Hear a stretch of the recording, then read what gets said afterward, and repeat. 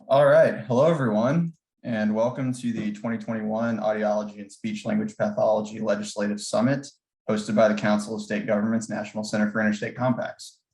My name is Andrew Bates, and I will be your host for today's session.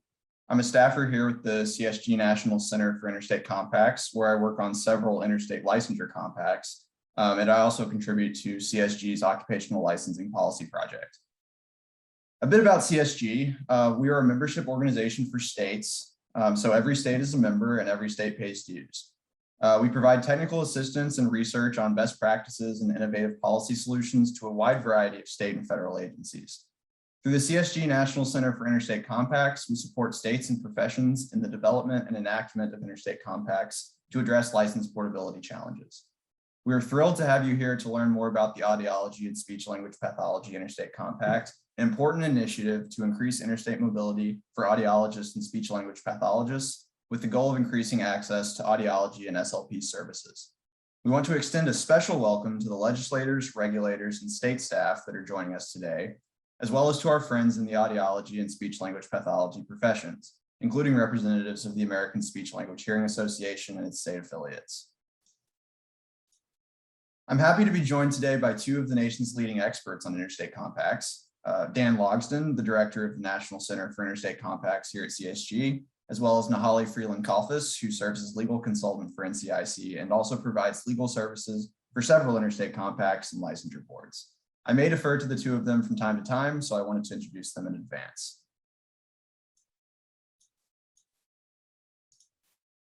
So before we get started, there's a couple of housekeeping notes I'd like to go over. So first off, audience members are welcome to turn their webcams on or off as they're comfortable, but everyone, including panelists, please do keep your mic muted at all times unless speaking. We do want this to be an interactive session, but to the extent possible, we will be holding questions until the end of each segment. Please feel free to use the chat function to ask a question at any time, but be sure to direct it to everyone so that folks can see what's being asked. Using the raise hand feature on Zoom is also perfectly fine, but if you ask a question, whether in the chat or out loud, please do identify yourself as well as what state you're from and what organization that you represent. And please keep in mind that we will have ample time reserved at the very end of the session for a more thorough Q&A with our full panel. So if your question is complex or directed to multiple panelists, please consider holding it until the very end of the session. The session is also being recorded, so by remaining on the call, you are giving your implied consent to the recording. And lastly, just to give you an idea of the run of show, I will start us off with a Compacts 101, which is an introduction to the theory and legal basis of interstate compacts. Nahali will then lead a deep dive into the ASLP-IC legislation and answer your more technical questions about the compact. And then we will hear from stakeholders, including members of the audiology and SLP professions, and some individuals involved in the enactment of ASLP-IC in the states of Alabama, Colorado, and Ohio. Given the length, we will definitely have some short breaks built into the program. And so once again, we really appreciate you joining us for this legislative summit. And without further ado, let's get started.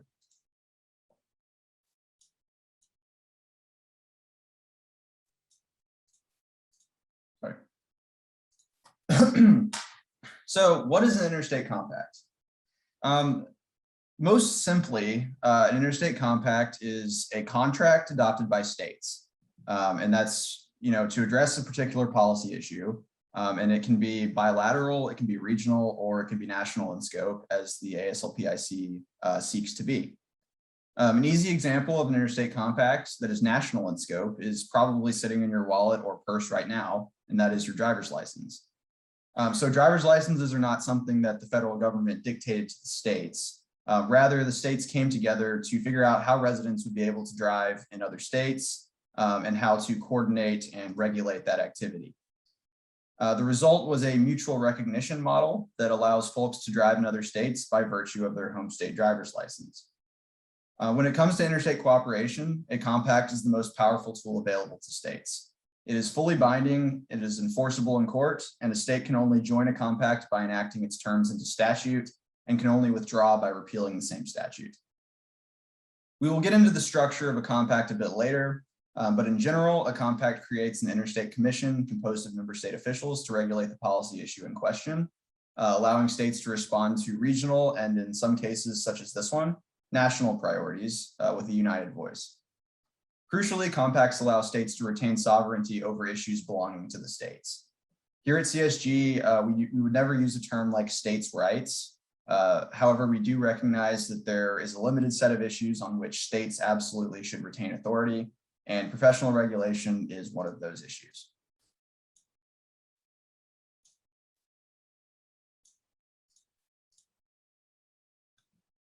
So the main uses that we see for interstate compacts historically have been to resolve boundary disputes and manage access to shared natural resources such as waterways. Although in more recent years, states have used interstate compacts to create special administrative agencies with jurisdiction over a wide variety of issues that fall under the regulatory purview of states. But compacts have been around since the founding of the Republic. There's a compacts clause in the Constitution, and there was a compacts clause in the Articles of Confederation even.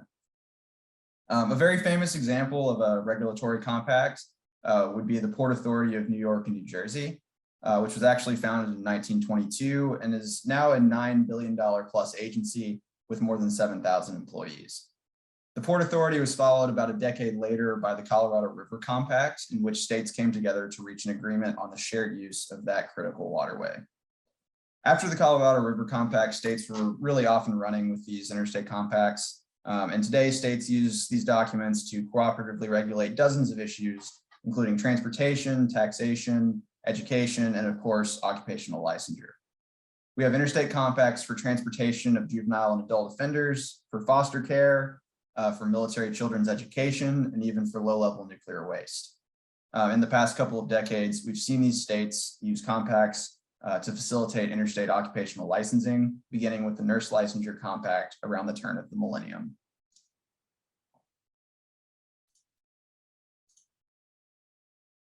So as I mentioned, there's a compacts clause in the Constitution. The wording here is a bit confusing, but essentially the Supreme Court has held that only compacts infringing on federal supremacy are subject to congressional review and consent. And since occupational licensing is very much a state issue, licensure compacts such as ASLP-IC do not infringe on federal supremacy whatsoever.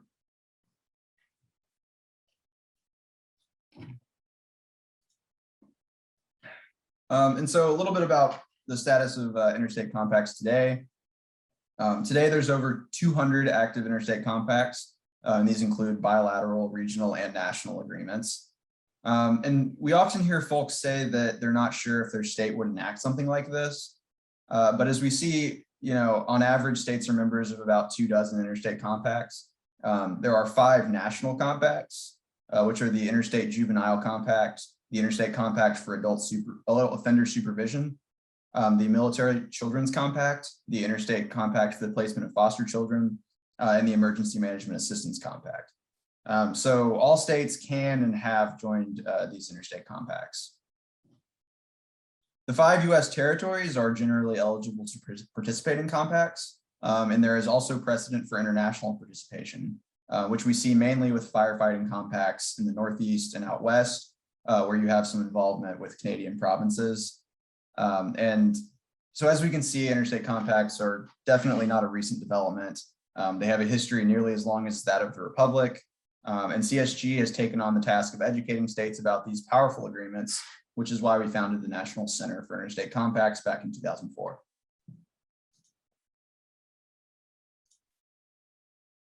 And so here's just a map showing the membership in interstate compacts for each state. As you can see, all states have enacted at least 20 of these, including the District of Columbia. So these are something that are definitely politically feasible in all states, despite some belief at times to the contrary. And so what really is driving the interest in these occupational licensure compacts? Well, right now, CSG is actually part of 2 large federal grants from the Department of Labor, where we're working with the National Conference of State Legislatures and the National Governors Association to examine occupational licensure policy in the states. For years, the federal government has been asking some very tough questions of states regarding their occupational licensing systems. Questions about accessibility, fairness, competition, and much more. And while there are good answers to all of these questions, the states may not have always had these answers available when the federal government has come knocking. So we continue to see the threat of federal action on occupational licensing. In fact, earlier this year, President Biden issued an executive order that mentioned occupational licensing as a specific area of concern within this administration's labor and workforce agenda. We've also seen federal legislation introduced in recent years to remove occupational licensing authority from the states. And that is an issue, of course, that is clearly within their purview. So as much as ever, the threat of federal intervention is very real. And we've also seen advantages in technology, in particular around telehealth, which became a hot button health policy issue during the COVID pandemic due to the travel restrictions and social distancing requirements, often creating shortages of practitioners. And something that not everyone may realize about telehealth is that the practice of telehealth actually takes place in the state where the patient or client is located, not the practitioner. So to practice via telehealth in another state, practitioners need to have a license or special authorization for that state. Interstate compacts solve that problem by allowing for rapid verification of eligibility to practice in another state, including via telehealth, which we view as just another mode of practice. And of course, there's the simple fact that these documents work. They are effective at reducing licensure barriers for practitioners, especially military spouses, and they are accountable to the member states. Licensure compacts use a variety of mechanisms, including expedited licensure in the case of the medical compact, a multi-state license, like a driver's license in the case of the nursing compact, and a privilege to practice model, which is the case of the ASLP-IC. But all licensure compacts share enhanced public protection features and an interstate commission composed of member states to implement the compact effectively and transparently, but we'll get into that a little bit more in a moment.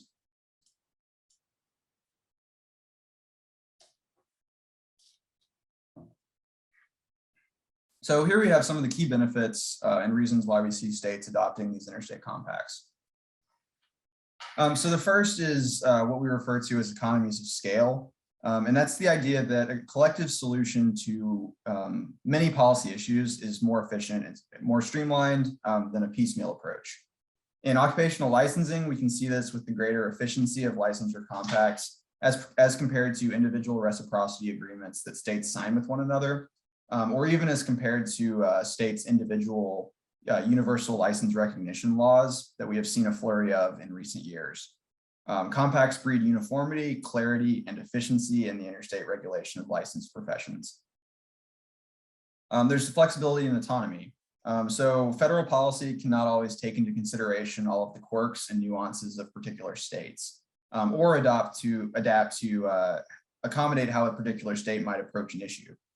Compacts create a forum for states via their delegates to the Compact Commission to negotiate and come to a workable agreement on issues that can account for their differences and unique features.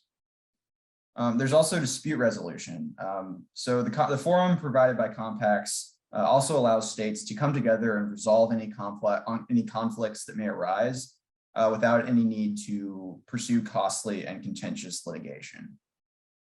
And then there's the state and federal partnership. So some compacts, and this is mainly in the environmental sphere, including the Columbia River Gorge Commission, where our CSG colleague Jeff Litwack is counsel. Some of these compacts allow for representation of federal agencies on the Compact Commission. And this facilitates the cooperation and communication between states and the federal government in the spirit of federalism, which of course is a key pillar of American democracy. And finally, cooperative behaviors. So these licensure compacts often become a platform for licensing boards and professional associations to come together and hash out issues in a proactive and cohesive manner. All of these licensure compacts have the ultimate goal of becoming national in scope, which we define as 45 or more states. And you really do see these compacts turn into this sort of forum for the advancement of sound licensing policy and to drive uniformity in professions, which really benefits everyone at the table.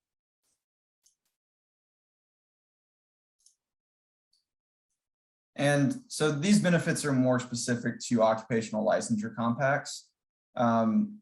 So as I mentioned, agreement on uniform licensure requirements. Compacts, again, thrive on uniformity, and a standard feature of licensure compacts is that the states come together via the commission to agree on what specific standards are necessary to facilitate safe, borderless practice of a profession. So what requirements are, critical for public protection? That's what we're here to do, is to protect the public and not to engage in anti-competitive behaviors or anything like that. So the commissions really determine which of the requirements of the states are crucial to ensure that the public is protected. But extraneous requirements are generally omitted from commission regulations. The commission is able to make adjustments to the uniform requirements to reflect changes that may occur in the profession or changing priorities of the states. But again, the commission is composed of member state officials. So the commission in its rulemaking capacity is directly accountable to member states. And then we have the data system. The engine of a compact is what we refer to as the data system. And that is a shared interstate database containing licensure and disciplinary information. The data system is what really allows for the rapid verification of licensure eligibility that allows, and for some compacts, allows a licensee to obtain a privilege to practice in another state in a matter of minutes. And then we have disciplinary issues that the compact handles. So one of the challenges associated with interstate professional licensing is the question of how do we ensure that practitioners with multiple state licenses are being held accountable in all states in which they're licensed. This is largely a question of information sharing, and the compact through the data system ensures that interstate practitioners are in good standing at all times with all of their respective state boards. The compact also contains provisions requiring member states to collaborate on investigations of practitioners. We often hear that licensure boards have difficulty tracking down information about adverse actions in other states. And so the compact facilitates that information sharing and actually mandates it. And then we have, along the lines of public protection, the FBI fingerprint-based criminal background checks. These are a very standard feature of licensure compacts and are obviously intended as a safeguard for public safety. We recognize that some states may not already require background checks for audiologists and SLP licensure, but we firmly believe that if we're going to expand interstate practice, we have to ensure that we're not sacrificing public protection. As I said, this is a standard feature of licensure compacts. If you want to use the compact, you just have to get a background check. And governance. So as I might have mentioned already, all compacts have interstate commissions with authority to issue rules and bylaws, which are binding on the member states.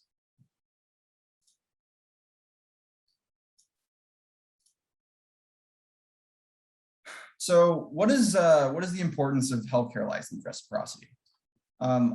Well, all of the current licensure compacts, which we'll get to in a moment, are within the healthcare field broadly. And as I mentioned earlier, we are living in an increasingly mobile society with constantly advancing communication technologies, and compacts allow states to keep up with these changes.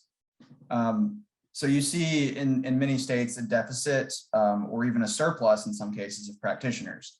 As we've seen over and over again during the COVID pandemic, there are times such as public emergencies when practitioners are badly needed in other locations besides their state of residence. Healthcare infrastructure challenges, both in the rural and urban areas, can be ameliorated by the quasi-borderless practice that a compact allows.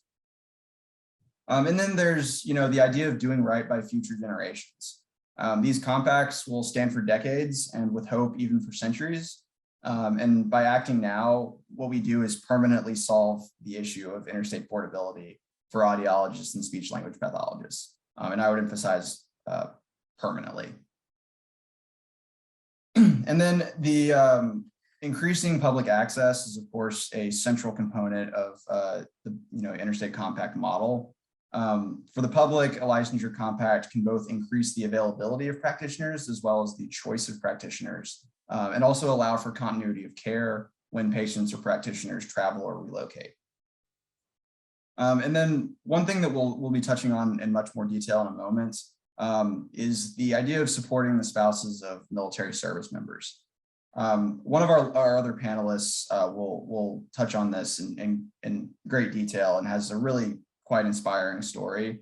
But military spouses, face very unique challenges associated with interstate licensure due to the frequency of their movements. They move on average at least once every 2 to 3 years, according to the Department of Defense. And DoD actually identifies compacts as a key tool for reducing licensure barriers for military spouses. And recently, DoD entered into a cooperative agreement with CSG to develop additional licensure compacts for several professions, which we'll also get to in a moment. The ASLP-IC contains a specific section on military spouse licensure that allows spouses to designate a home state through which they can access the compact for the duration of the service member's active duty, greatly reducing the time, cost, and confusion associated with interstate licensure.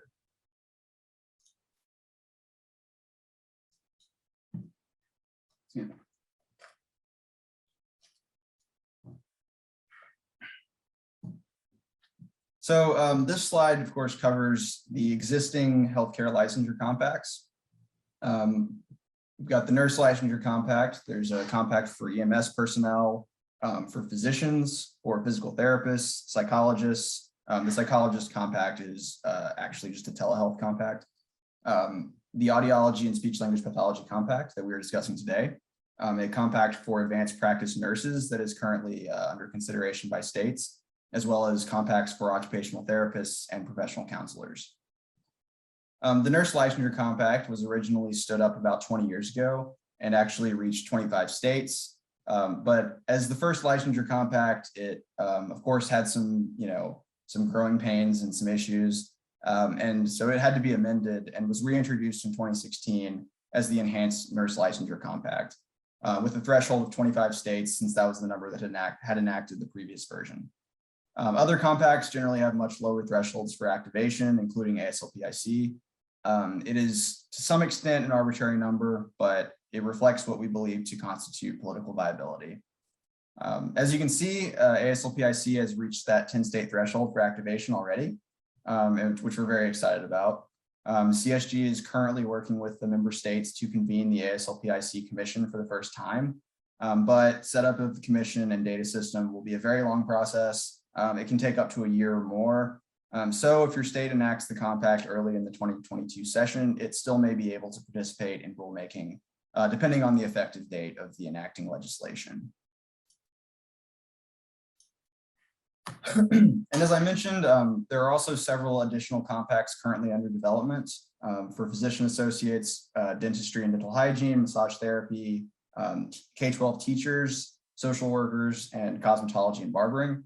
And as I mentioned, most of these, the latter 5, are under the cooperative agreement with DoD.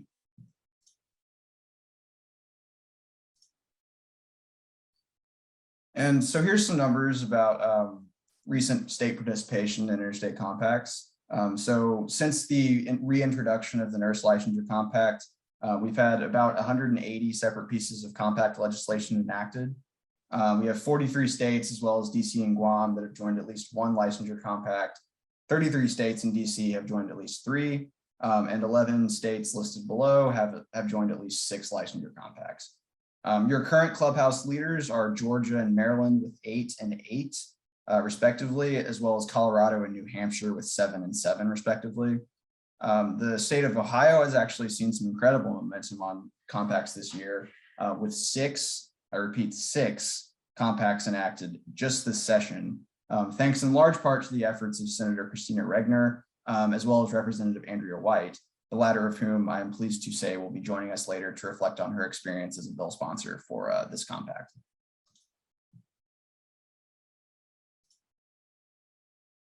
And so now a little bit about the development process that we use here at CSG. So when we work on compacts at CSG, we really strive to keep the process as transparent as possible, because these are extremely powerful documents and documents that we want to stand for generations. So we want to make sure the process is thorough as well as transparent.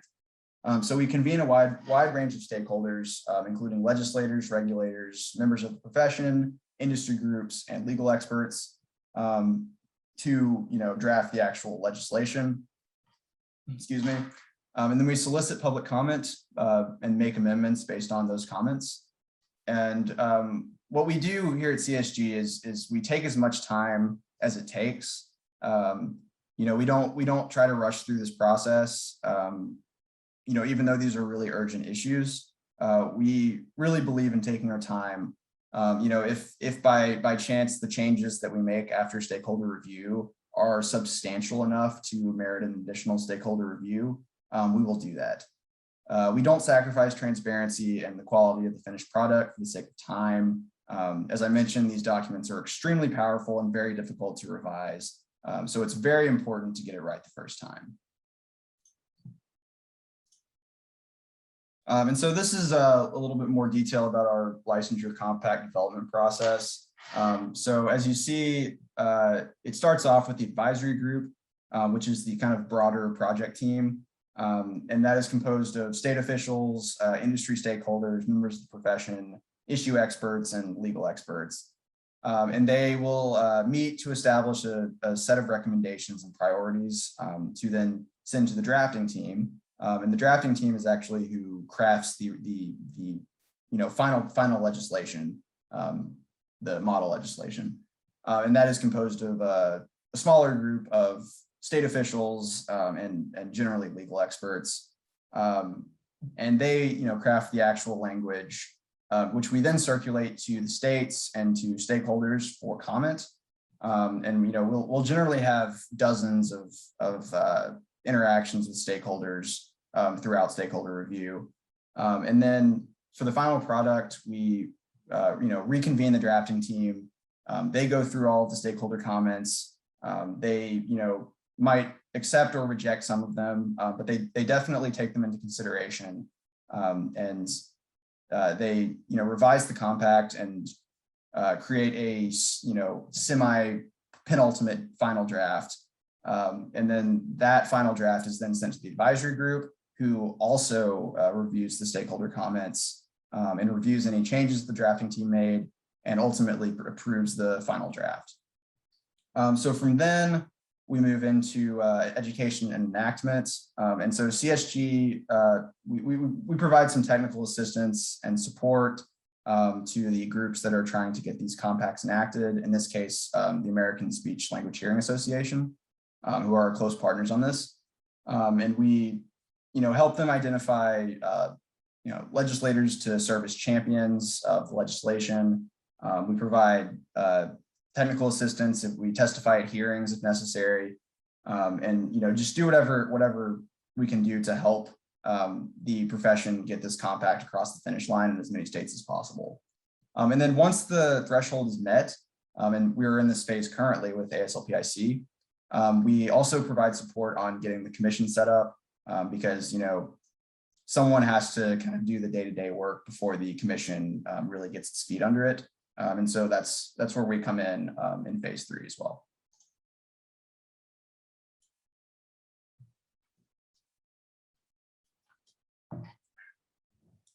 And so a little bit about governments and interstate compacts. The backbone of interstate compact governments, which I've mentioned once or twice already, is the Interstate Commission, which is composed of member state officials and is tasked with issuing rules and bylaws to implement and administer the compact. And as Holly will mention later, the rulemaking authority of the commission is confined to the authority that it is granted specifically in the compact. The commission is not going to tell your state how to regulate the profession or any profession. The commission is tasked with implementing the compact, and its mandate is very, very narrow and very specific to carrying out the compact. And I would emphasize too that the commission is a public entity. We often have some confusion about the status of the commission. It is very much a public entity. It occupies a kind of in-between space between the state level and the federal level.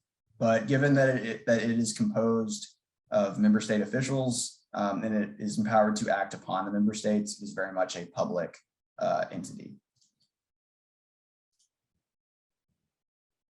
And a bit more about the commission. So the commission is composed of voting representatives from each member state. For this compact, it is one audiologist and one speech language pathologist who are members of the licensing board or agency for the audiology and speech language pathology professions. The commission is able to form committees, including an executive committee. The executive committee will often have seats reserved in an ex officio capacity for members of like major professional organizations or other stakeholder groups. But those seats are always non-voting. The only voting seats go to member state officials. Commissions are also often granted the authority to hire staff, which is often necessary to implement the day-to-day stuff. And as I mentioned, commissions serve the member states and are tasked with acting on their behalf, on the behalf of the commissioners, and not on the behalf of any external organizations.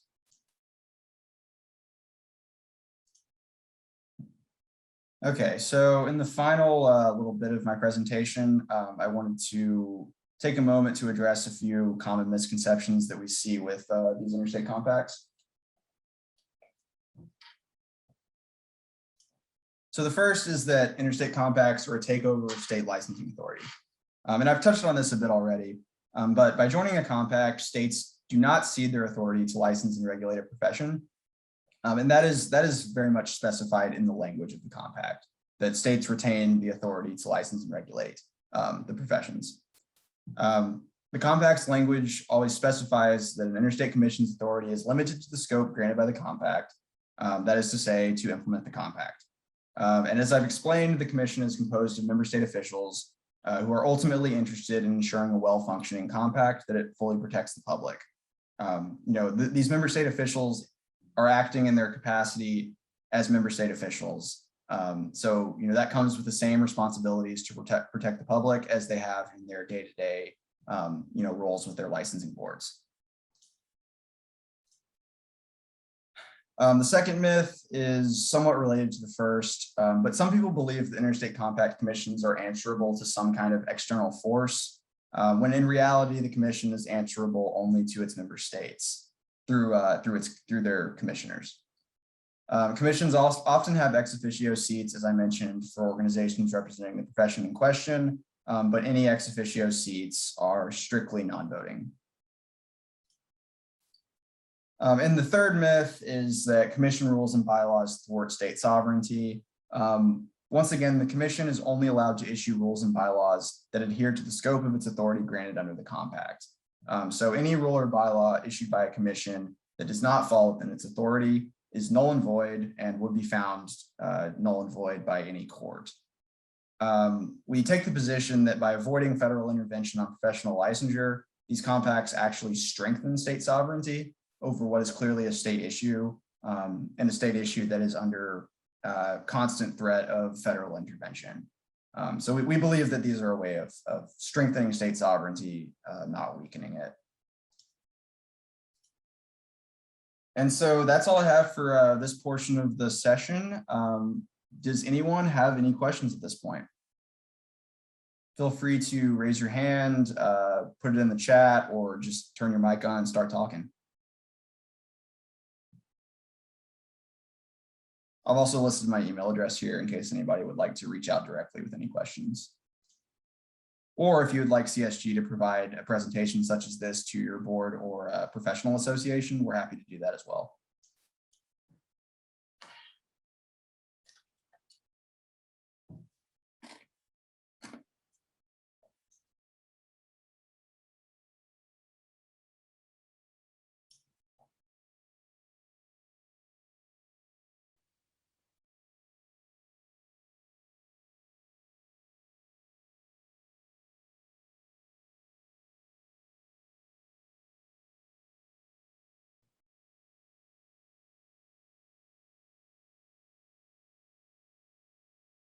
All right, doesn't seem like there's any questions, so I must have done a great job. Glad to hear that. And my good facilitating habits dictate leaving a very awkward long pause when I ask for questions. So please bear with me on that. It'll be happening a few more times before we're done here. So before I introduce our next panelist, because That'll be about an hour or so of content. I think we should probably take a quick break. Let's reconvene at 1:43, if that's okay with people. All right, 5 minutes of dead air later. It is now my pleasure to introduce my colleague, Nahali Freeland-Kalfas, to lead our deep dive into the meat of the compact. Nahali is a solo practitioner specializing in administrative law. For the past 14 years, she's been responsible for prosecutorial hearings, settlements, rulemaking, and legislative matters as general counsel for the North Carolina Board of Examiners for Speech Language Pathologists and Audiologists. She received her JD from Duke University School of Law in 1997.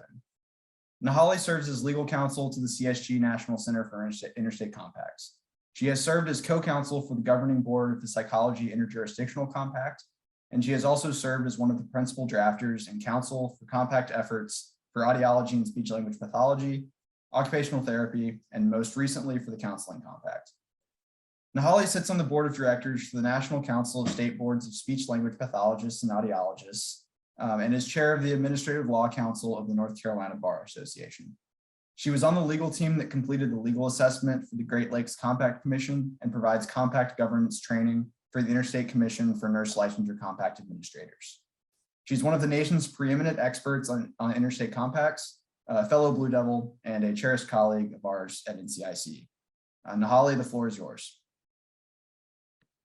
Thank you, Andrew, and thanks to all of you for being here today. Can you hear me okay? Great. So this is probably my favorite group to speak to, and that's because I made a turn from the wrong direction of straight litigation and wrongful death practice and construction litigation and estate litigation into administrative law because of the North Carolina Board of Examiners for Speech Language Pathologists and Audiologists. And that was a very fortuitous turn. I love the folks I work with. I believe that your profession, both speech language pathologists and audiologists, do so much for so many. And I'm very honored to work with your group. This is important work that we do. Protecting the public that your practitioner serves is incredibly important. And I've often thought I would like to go back to school to learn a little bit more about the practice, but I have so many fantastic colleagues, I get to hear from them. So without further ado, let's go right into the meat of the compact. Advance slide, please. So this is the development process, and some of this is going to be just naturally a bit repetitive, but we'll try not to bore you too terribly. But this shows the development process for the speech compact. This is not unlike the other development processes for compacts that have utilized the Council of State Governments, which is the vast majority, particularly in the health fields. And you'll see that it's a fairly long timeline.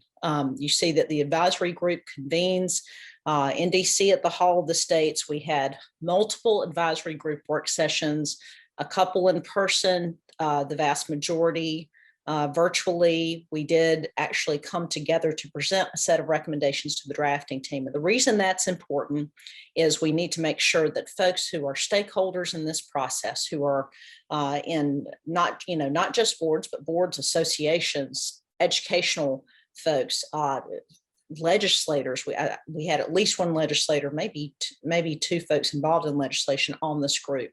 And the reason we do that is to come together to find a uniform set of requirements that can work for the vast majority of states. And the reason that is so essential, obviously, is because compacts thrive on uniformity. Well, what are we hearing from our legislative bodies in each state? We're hearing we need more uniformity. Let's create some uniformity. Let's stop assuming that we're all islands unto ourselves. But the nice thing about the compact process is we can still retain some state sovereignty while just saying, let's come together and determine that professionals coming out of school, and this is the criteria that makes them competent beginners. Maybe not the most seasoned professional, but a safe and a competent beginner.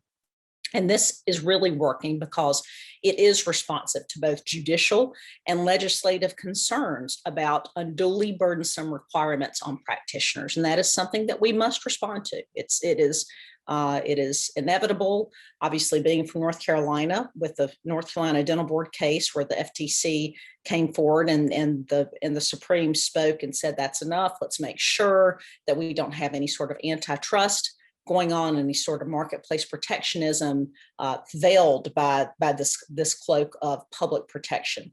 And so what these compacts seek to do, and you see with this process, is to make sure that what we are engaging in is narrow regulation to protect the public. And that's the only reason any of us are here, is public protection. So long as we keep our eye on the ball with that, then we're doing the right thing. You'll see that the drafting team begins their work.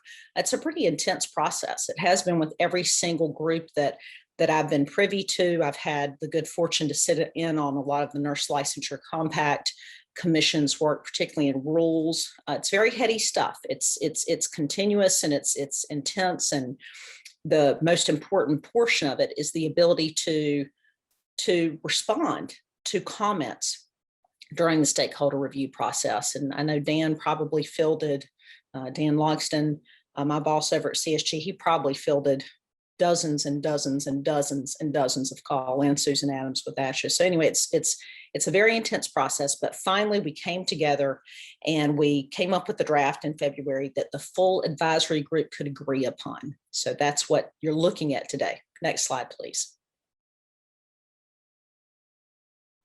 Okay, so what is the ASLP? Well, first of all, let me just clarify that there are really only two types of occupational licensure compacts. There's the mutual recognition model, and there is an expedited endorsement model. This compact, like every other health field compact in the occupational licensure field, is a mutual recognition model. The only one that is different is the IMLC, which is the medical licensure compact, and that is in fact an expedited endorsement model.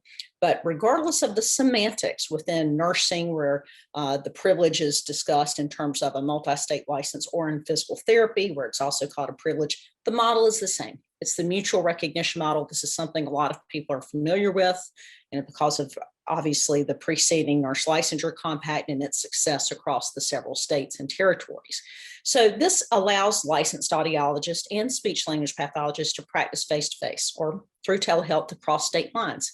They don't have to become individually licensed with the current processes in each state in order to do that. They receive a privilege to practice, just like your driver's license, as Andrew said, that gives you a privilege to work within that state. Now, just like your driver's license, that doesn't mean you can violate state laws. It means that once you have qualified under the compact with that uniform set of criteria, those uniform licensure requirements, once you've done that, you can come practice in the state. But you must know that state's particular law and their jurisprudence with regard to what you can and cannot do. You can practice telehealth, though, very important.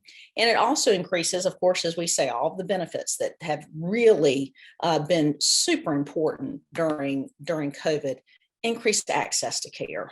I don't think there's a single state that has not had a spotlight shown on this issue of the fact that we need access to care. I mean, in addition to access to care, we need to continue having new practitioners coming into the practice. And the younger practitioners, and even some of the more seasoned ones, are a mobile society. They're mobile in nature. They want to be able to move. They want to be able to engage in telehealth. And so this is responsive to that. This also increases continuity of care for clients, not just the practitioners, but this affects continuity of care for those who have to move around. I always think about military spouses, and particularly in the counseling field, it's something that's really intense that we be able to continue that care and quality care, safe quality care. But there are tons of other folks. I think in one of our previous summits, someone said something to the effect of, well, we have athletes, we have Olympic athletes, we have professional teams that travel who need continuity of care. And that's all something to consider.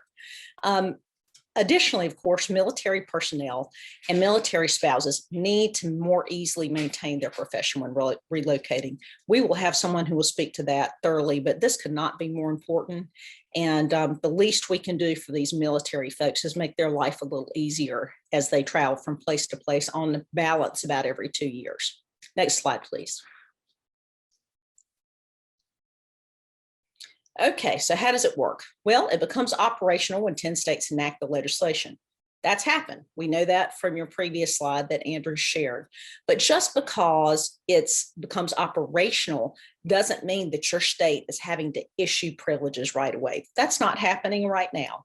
And why? Because the commission has to seat commissioners to do this work, to actually make it, start issuing privileges. So we're not there yet. We're close. In the coming couple of months, we will actually be convening this commission and standing up this commission to do the work authorized in the compact.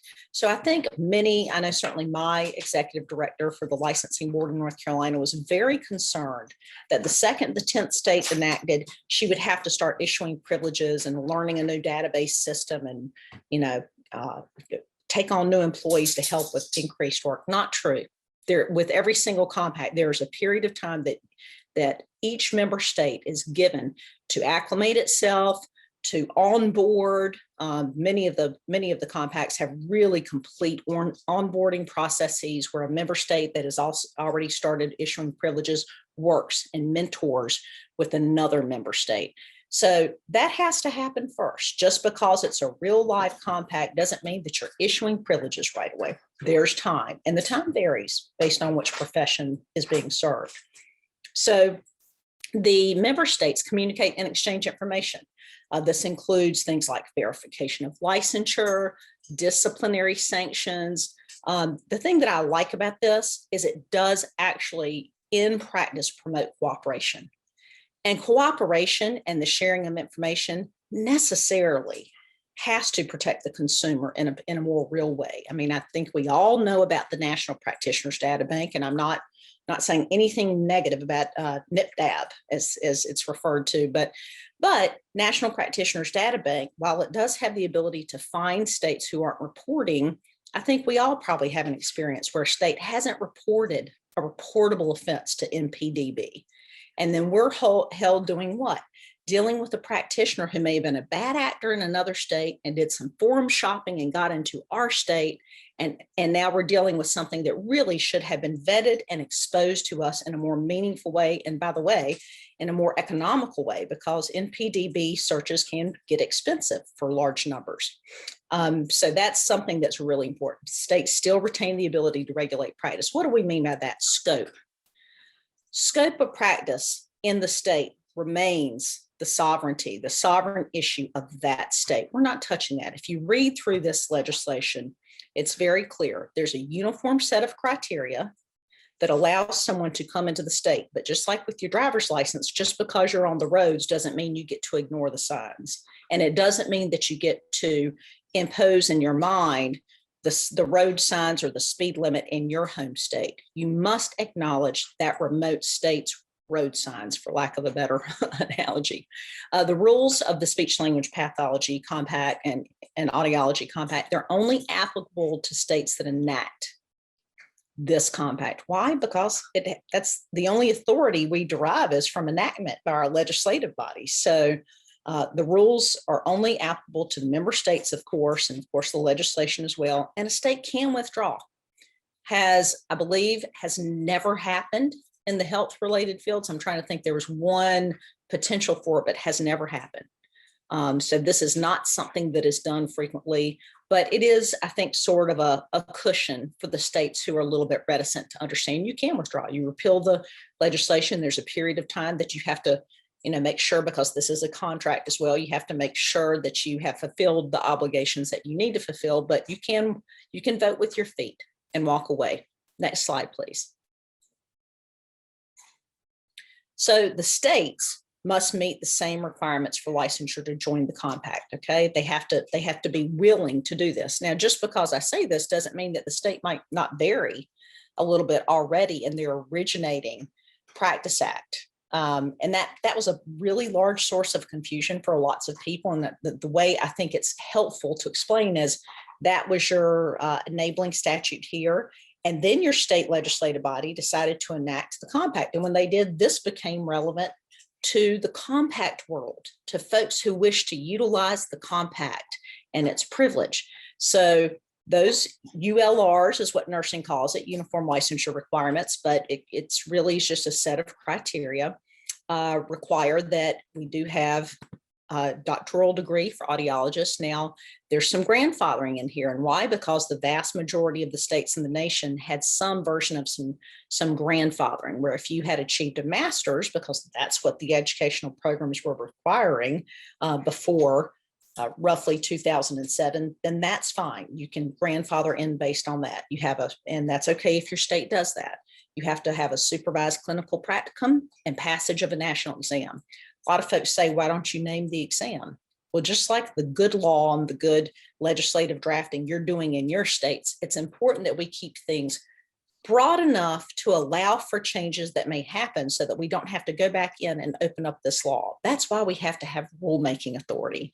As things pivot and move, as we've seen extraordinarily in the past year, then it's important that we be able by rule, if it's authorized in the statute, to alter those sorts of notions. So we do not want to name specific exams, just like in your state laws, you don't want to name specific programs or anything of that nature. So speech language pathologist, master's degree, supervised clinical practicum, passage of a national exam, and a clinical fellowship. So these are your base criteria to be able to apply to, and assuming you meet the other criteria, enjoy the compact privilege. So those states also must either have or adopt. And North Carolina doesn't currently have an FBI fingerprint-based criminal background check system, so we will be adopting that in order to comply with the requirements of this enacted statute in our state, which is the compact.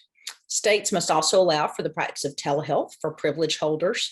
That's just sort of, it's such an assumed thing now. We used to discuss this and debate this maybe 5 or 10 years ago. I have sat on the board for the National Council of State Boards of Examiners for speech paths and audiologists. And, we toss that around. I think post-COVID, or hopefully nearing post-COVID, we've all recognized that telehealth has been happening, will forever happen. It is necessary. It's here. Let's acknowledge it. Let's get behind some public protection of it.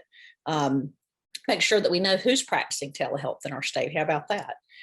So for instance, with regard to one of the bullet points, you'll note that Missouri, Nevada, North Dakota, they're currently ineligible because they don't require clinical fellowship for licensure.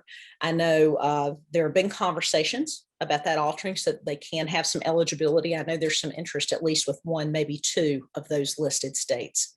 Next slide, please. Okay, so how does the privilege work? Well, now we're going to talk about the individual a bit, the practitioner. So audiologists and SLPs must be licensed in their home state. Got to have a home state. And this is, some folks say, why do I have to have a home state? I do most of my practice across the river or across the border in another state. Well, we have to have a way to track you. And the best way to track you is that you have a home state and that we track with that home state license. And that's important so that we know where the professional is. I know most of your state statutes, enabling statutes, really attempt to make sure that you know where the person is practicing, who they're treating, and why, so that you can protect those clients within the state and make sure that they are having adequate, safe, competent care. So they have to be able to show a license in good standing in their home state. They must not have they must have an active unencumbered license. If they have an encumbrance because of discipline, and that's further defined in the statute, and I hope that you will go to the definition section and read that. And we toiled hours on that definition, and we did pull from other compacts, including nursing. And by the way, those definitions, you're forever refining them, just like you're forever refining your rules in your states to make sure that you're keeping up and you're anticipating things that may have been hypothetical, but then become actual. So, those definitions probably will be refined in the future by rule to really contemplate all potential situation. We have to make sure that they have not been convicted or found guilty of a felony related to the practice within the past 2 years. Okay. So when we talk about felony, and I know this is a hot button issue for many legislators, the really important thing to remember is it's not just a felony. It's a felony that's related to the practice, that has a nexus. Texas, the state of Texas has actually done some great work with regard to a rubric for whether or not a felony is related to the practice. I imagine that the commission may be interested in creating a similar rubric to make sure that we do have cooperation and agreement among the member states as to what is related to the practice. You have to have a valid social security number or an NPI number. Everyone has one of those two things. And I know we have a couple of states where socials are not typically asked for. So that's what's really important with regard to that. We want to make sure that we can make sure we have an identifier, and that's important. The privilege to practice, as I mentioned previously, renews at the same time as your home state license. So you will have a military personnel and spouse speaking with regard to how hard that is for military spouses right now, because they move so frequently to have to keep up. I mean, there are some of these military spouses who literally have these Excel spreadsheets to maintain both their CE credits and their renewal cycles in multiple states, where they have to continue to practice, to support their families and because they want to continue to contribute in the profession. So it's incredibly important that we have that home state to track those two things. Otherwise, we lose the efficiency that a compact provides. Again, continuing education based on your home state license. Now, if it relates to a scope of practice issue, and the clearest example I can come up with is the issue of a jurisprudence exam. Say you come into a state and they have an open book jurisprudence exam that you're required to take in order to practice in their state. You have to do that. Just like you have to pay attention to those speed limits when you're driving. When I'm driving in South Carolina, I've left North Carolina, I have to pay attention to them at home. I have to pay attention to them in South Carolina. Just because I have a privilege doesn't mean that I don't have to know the rules of the road. You have to. And also, as we said about active duty and military personnel or their spouse, they can designate a home state. The reason we did this a little differently for this group of folks is because it's really hard for them to have to change home state license applications every 2 years. So we're going to let them choose a state where they hold a license in good standing, and they get to call that their home because they don't have the luxury of maintaining a home for a number of years in one single residence in one state. So we're going to allow them to do that. Next slide, please. Okay, so this is always something that is a little bit confusing. And I think the best way to explain this is when we're looking, when we talk about scope of practice, we also have to think about how states, license folks. So if you're a school-based SLP, we'll say you're school-based SLP.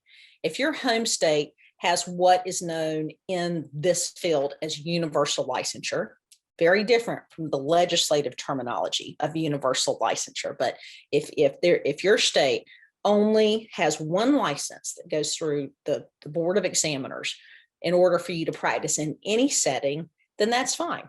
That's no problem for you. You have that one license. That's how you access the compact. Okay, if in your home state you only have to have one license, but in South Carolina, I'll say it again, let's say I'm applying in South Carolina and they're a member state to the compact, so I can apply there, and they have certification as well. If you want to be in that practice setting, then you need to check with your that remote state and see whether or not you can utilize the compact and that one single state license, or if you also need a DOE certification. That's something for you to check. You probably need it. Now, if that's all you have, if all you have is a DOE certification, then you're not going to be able to access the compact because you need to be able to have that single home state license. So if you're school-based personnel SLP, then, and you have a single state license, then you're into the compact. And that means you can actually go and practice in that state. But whether or not you can practice in the school, again, you have to abide by the rules of the road. You have to check with that remote state to see whether or not you need a separate certification. And feel free to share any questions in the chat about that. And I'm sorry, I'm kind of running through it so that I give myself plenty of time to respond to you at the end, but feel free to put any question in the chat. Next slide, please.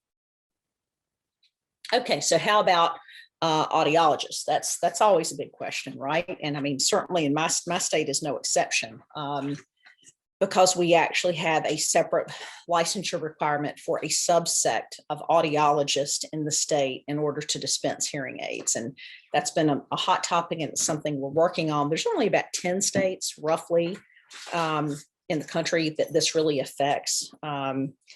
Only about 10 where there's an additional license requirement for the dispensing of hearing aids. So it doesn't affect a large number, but it can potentially affect some states. So what happens there?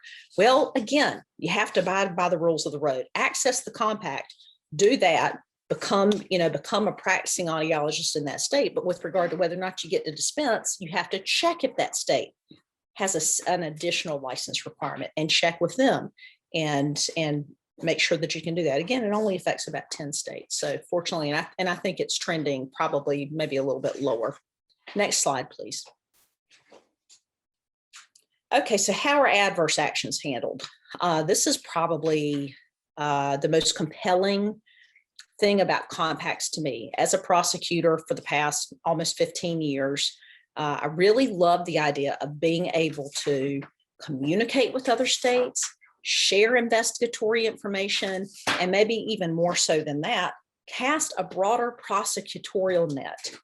And what I mean by that is for these bad actors, I'm talking about serious issues, for these bad actors, I can't reach my jurisdictional arm beyond the borders of North Carolina to someone's action in a sister state. I can't do that now.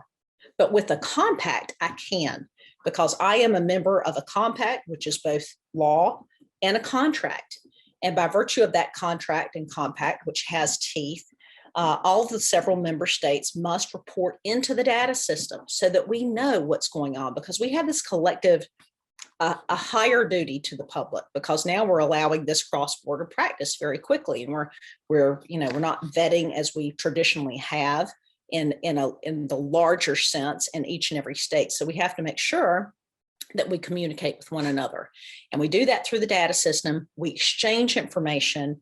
And the important thing is if a bad actor who has done something wrong in a neighboring member state or in a remote member state actually violates the law there, I can utilize that against them in my state as a way to prevent that bad action. Now, you may not need to.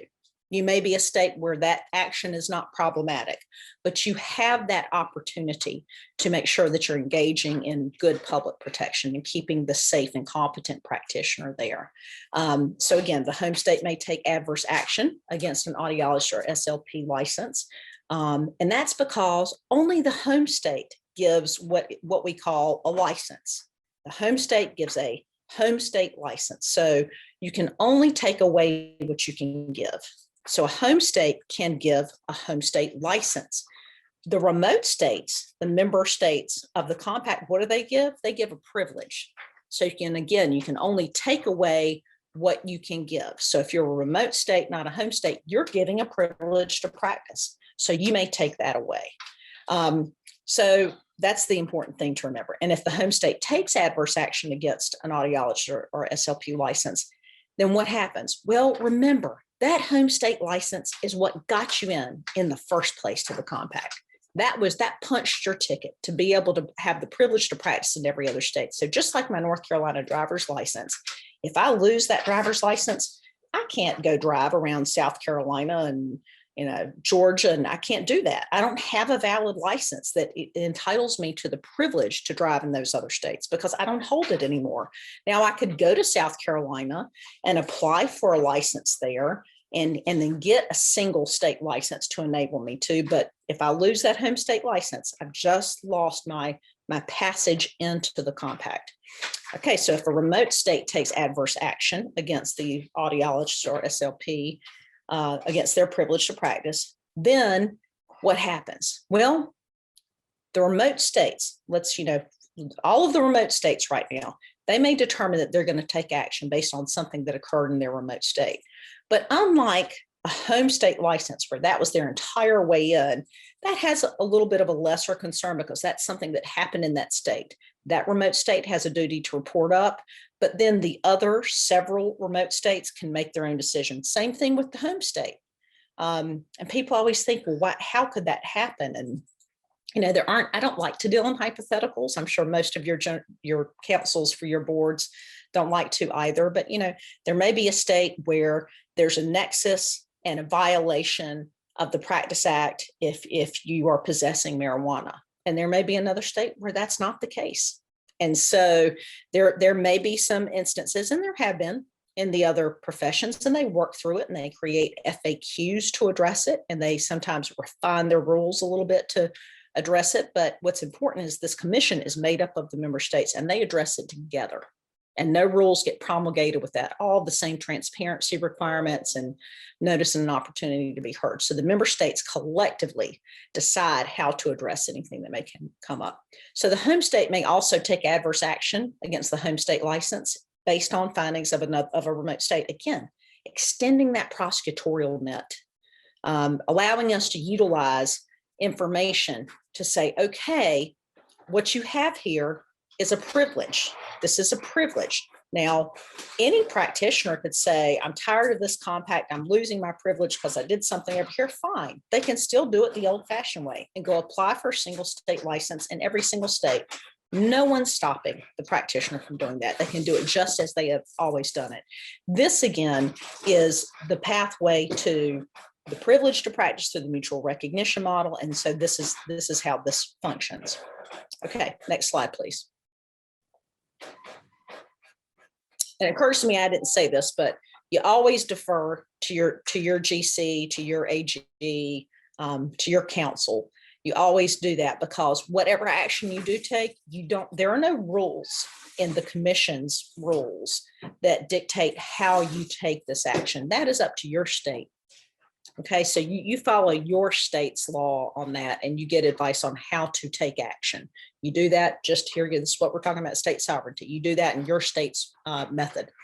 And obviously, most of us are pretty similar, most states. I think by and large, there are a few outliers, but we all have the same concerns and the best practice standards that we're all meeting with regard to due process.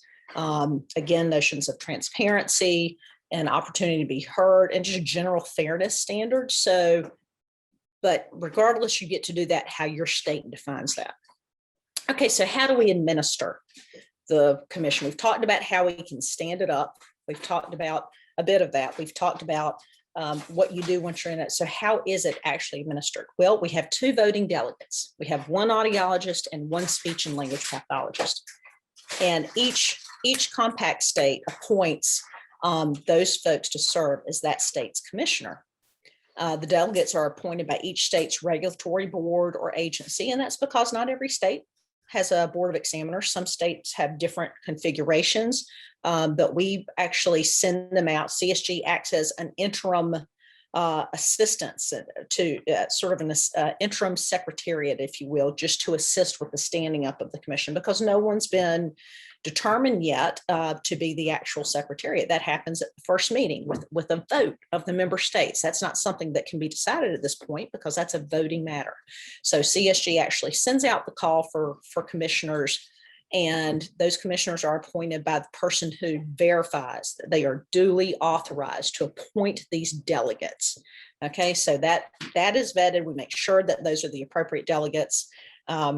If there's a period of time that one of those commissioners cannot attend, they do actually get to have a proxy. Their proxy needs, their voting proxy must be someone who has the authority to vote on behalf of their state. And that's because we need to get the business done of the commission.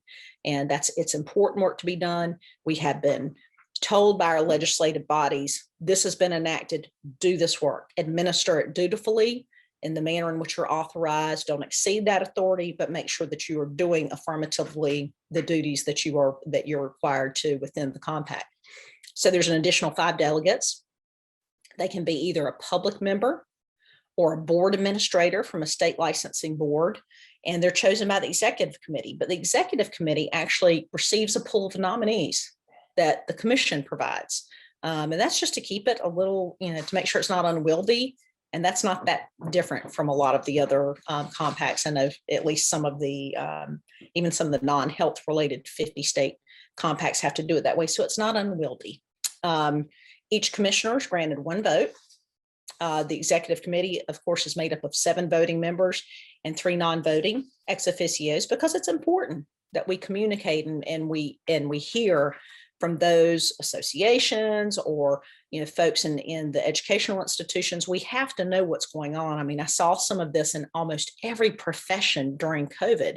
It was very disconcerting when no one was really talking to each other at the right period of time. So you have states who are relaxing certain things, and maybe the educational institutions weren't yet on board with that, and then the associations were doing something differently. So it's important that we all communicate, and that's what these are for. Next slide, please. Okay, so with the activation, we saw a really busy 2021 legislative session. It's really exciting. Giving legislative testimony is one of my favorite things to do. It's really enjoyable because you have legislators who are engaged, who are interested, have sponsored, or maybe folks who are really not interested.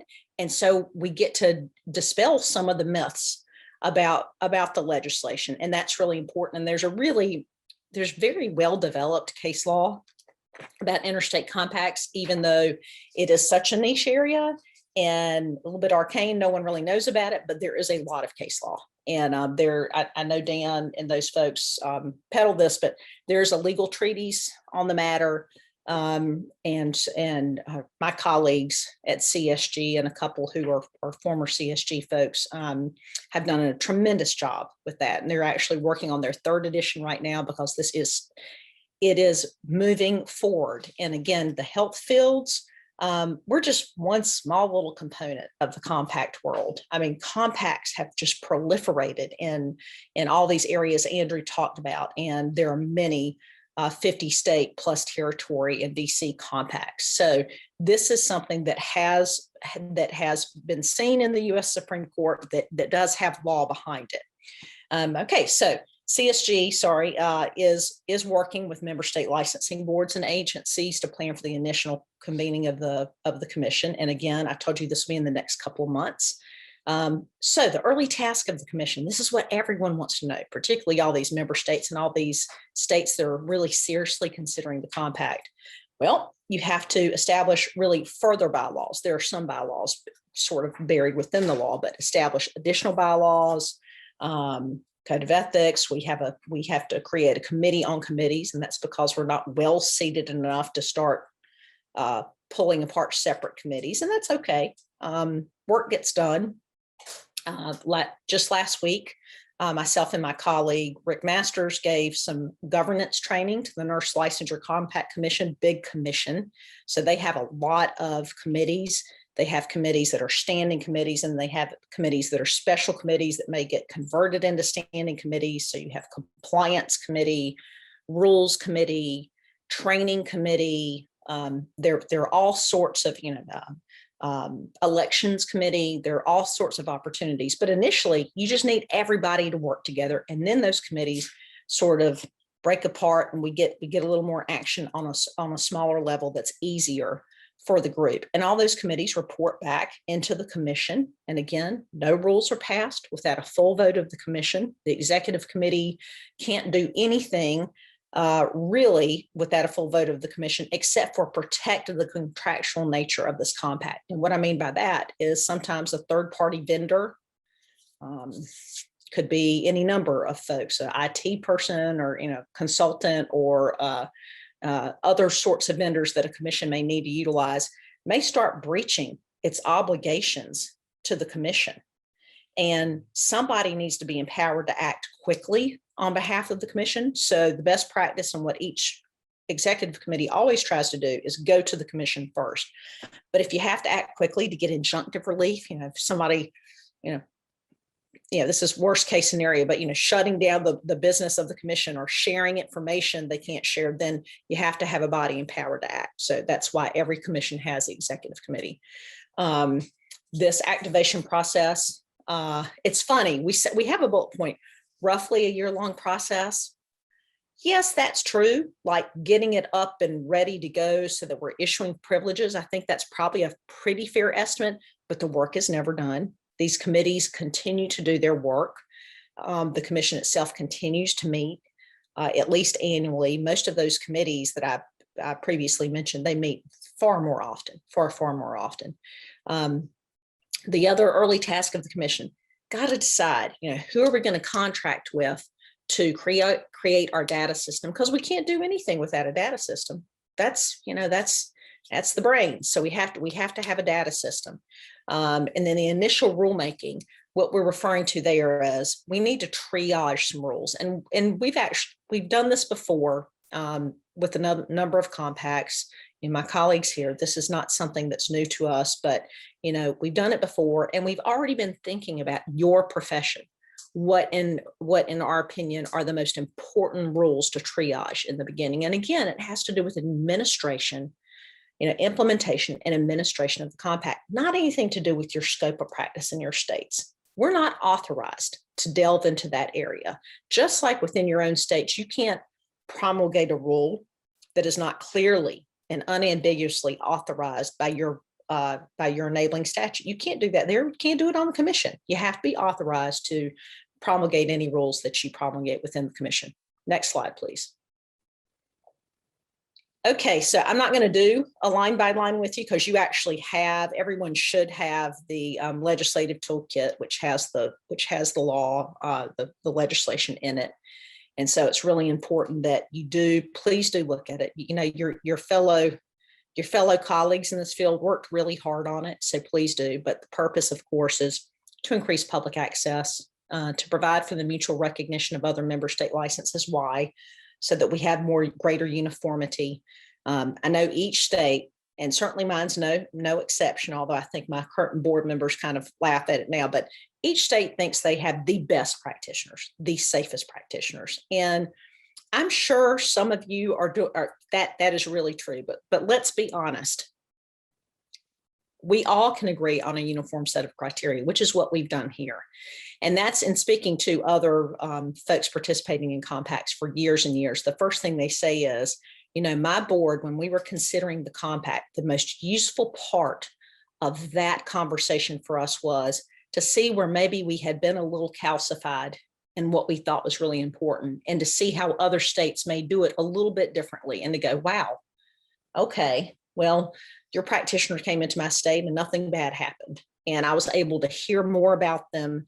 I know some states are great about responding to each other, but some states you just don't hear it. It's hard to have responsiveness. So this compact seeks to let's communicate more. Let's make things more uniform. Let's encourage this cooperation. Let's support spouses of relocating active duty military personnel. So important. Let's enhance the exchange of all of this information. And let's allow a remote state to hold a provider of services with compact privilege accountable to their state's practice standards. Let's say we're going to broaden the prosecutorial net. And again, why? Because if you are utilizing this privilege, if we are engaging in this broader trust, this collective trust as member states, you as a practitioner are going to be required to make sure that you're doing things as you should. And that's important. That never goes away. Again, we're all here because of public protection, but it's that narrow public protection. It's not something where we have such burdensome regulation that it takes people months to get a license issued. Okay, let's get real about it and be responsive to our legislative bodies. And it allows for the use of telehealth technology, of course. Next slide, please. And I'm sorry, if you'll back it up, we just said this in the nurse licensure compact governance. Your purpose, and this is always important, I know all of your boards do this, but in terms of best practices and good governance, your purpose is what should always be guiding you. Is what we're doing is the decision we're making aimed solely at fulfilling this purpose. So that's something that we go back to when determining, is there a conflict of interest? Are we engaging in the right sort of question making? So that's why this is important. Next slide, please. Definitions. Again, we toil, and each compact that we draft, we think better of maybe a definition. All you can do is do the best you can do until you can do better and then do that, right? The Maya Angelou saying. So it's really important that we just continue that work. That's why definitions do seek sometimes to refine, rules do seek sometimes to refine definitions, again, only within the authority that we have within the compact.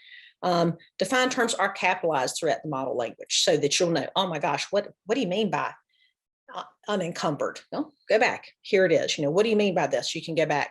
Doesn't mean that we've captured every single definition in the world, but guess what? Every other compact has had that same issue, and they go back and they figure out a way, in an authorized way, to define it by rule. Next slide, please.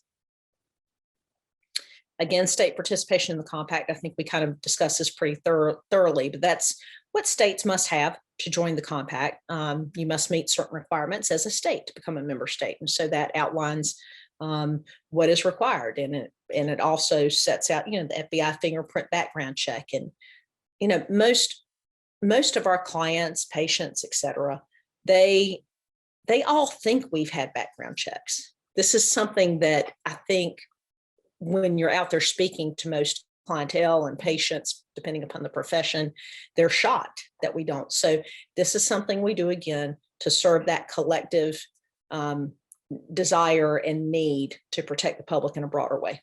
Next slide, please. Again, more of the requirements for the individuals. And I know many of you are intimately familiar with these, but again, we provided for that grandfathering in because how fair is it to require, would it be fair to require a practitioner who's been out practicing safely to have to go back to school? Of course not. That makes no sense. So this is why we have this grandfathering. I think we will need that language less and less as time goes on because folks will have matriculated. Next slide, please. Speech language pathology requirements, you have that here. Active unencumbered license in their home state. Your state has to be a member of the compact. So this is the thing, unfortunately, we can't fix this by our compact language or our law. Each state that wants to participate has to enact it. So unfortunately, if you're in a state and they don't want to enact it, you can't utilize it without being able to prove residency in a home state that is an actual member of the compact. There's just no way around that. This is how these creatures work. They get enacted state by state, and we have to have that home state license as a tracker. Next slide, please. Okay, this section describes the requirements for gaining the privilege to practice. And it lays out that you may only have one home state license at a time. Again, the nuance about the active duty military personnel and spouses, they may elect a home state out of any state where they've lived that they have an active unencumbered license. Just so long as they have an active unencumbered license, they get to designate that as their home since they don't have the privilege to stay in one place for a long time. Again, renewable upon the renewal of the home state license, easier tracking. The speech language pathologist or audiologist has to function within the laws and regs of the home state. You have to do that. You have to know the jurisprudence. Again, the home state license is becomes encumbered, and that's defined as well. The licensee shall lose the privilege in all remote states. Now, if they go through whatever curative process they need to, let's say they have a requirement of supervision, or maybe there's an alternative treatment program that they need to complete or something of that nature. Once it's no longer encumbered for a period of 2 years, you can reapply. You can absolutely reapply. And of course, during that period of 2 years, you can absolutely go get single state licenses as you do now, or via reciprocity, any of the traditional ways to get licenses. Nothing's holding you from doing that. This applies narrowly to the compact. And if your privilege is revoked by a remote state, then you may lose your other privileges to practice, but that's the discretion of the other remote states. It's only the home state that if that goes away, the privilege is lost. Next slide, please. Okay. Authorization to practice via telehealth. Very simple. Okay, so the question of my executive director was, but what about the folks that we have right now who have single state licenses, who may not choose to join the compact and want to engage in telehealth? Well, for right now, they're looking at our existing enabling statute. That's what they're looking at. They're not compact privilege holders. So that's what they're looking toward. Now, would we like for the law to be similar with regard to all? We would, but for now, that's the answer. That's a single state license holder. So it's almost like a bifurcated screen where over here, you're a single state license holder, you look to that state law. You're a compact privilege holder, you look to the compact law. Next slide, please. And again, there will be so much on this later, so I'm not even going to speak to it because you have great speakers on that. Next slide, please. Again, adverse actions. I think we've adequately explained this, but nothing overrides a member state's right to require participation in an alternative program in lieu of an adverse action. Nothing. No other state can tell a member state, we're going to try to unilaterally impose ourselves on your sovereignty here. No. Each individual member state gets to decide that they want alternative program in lieu of adverse action.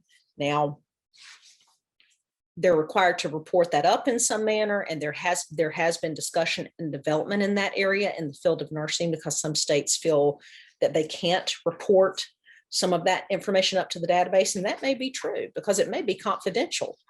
But the things that you have notice of, typically you see in the compacts, you have the duty to report. Fortunately, we don't have to go first. We have some great body of rulemaking that we can pull from once this commission is stood up and starts doing the work of promulgating rules to really get to the meat of those questions and to answer them. And the good thing is, if you're a member state, then you get to participate in that. Now, if you come to the table later, it doesn't mean that rulemaking isn't still going on. It is. The initial member states obviously will be dealing with those those most important rules first. Again, the second bullet point important, you may issue an enforceable subpoena for witnesses and evidence from other member states. You can do that. Now, whether or not you can compel someone, that's a slightly more narrow issue and we can deal with that, but just remember you have that authority. And as concerns may come forward with regard to,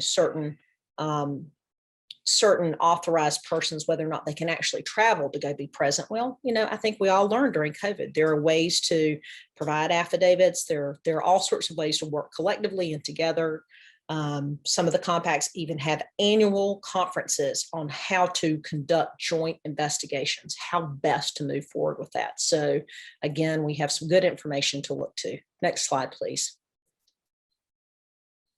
Okay, you'll see more about the initiating of joint investigations. You have to share investigative materials. They're often the work of my colleagues who are general counsels to these commissions. Often you will see the question coming from an assistant AG.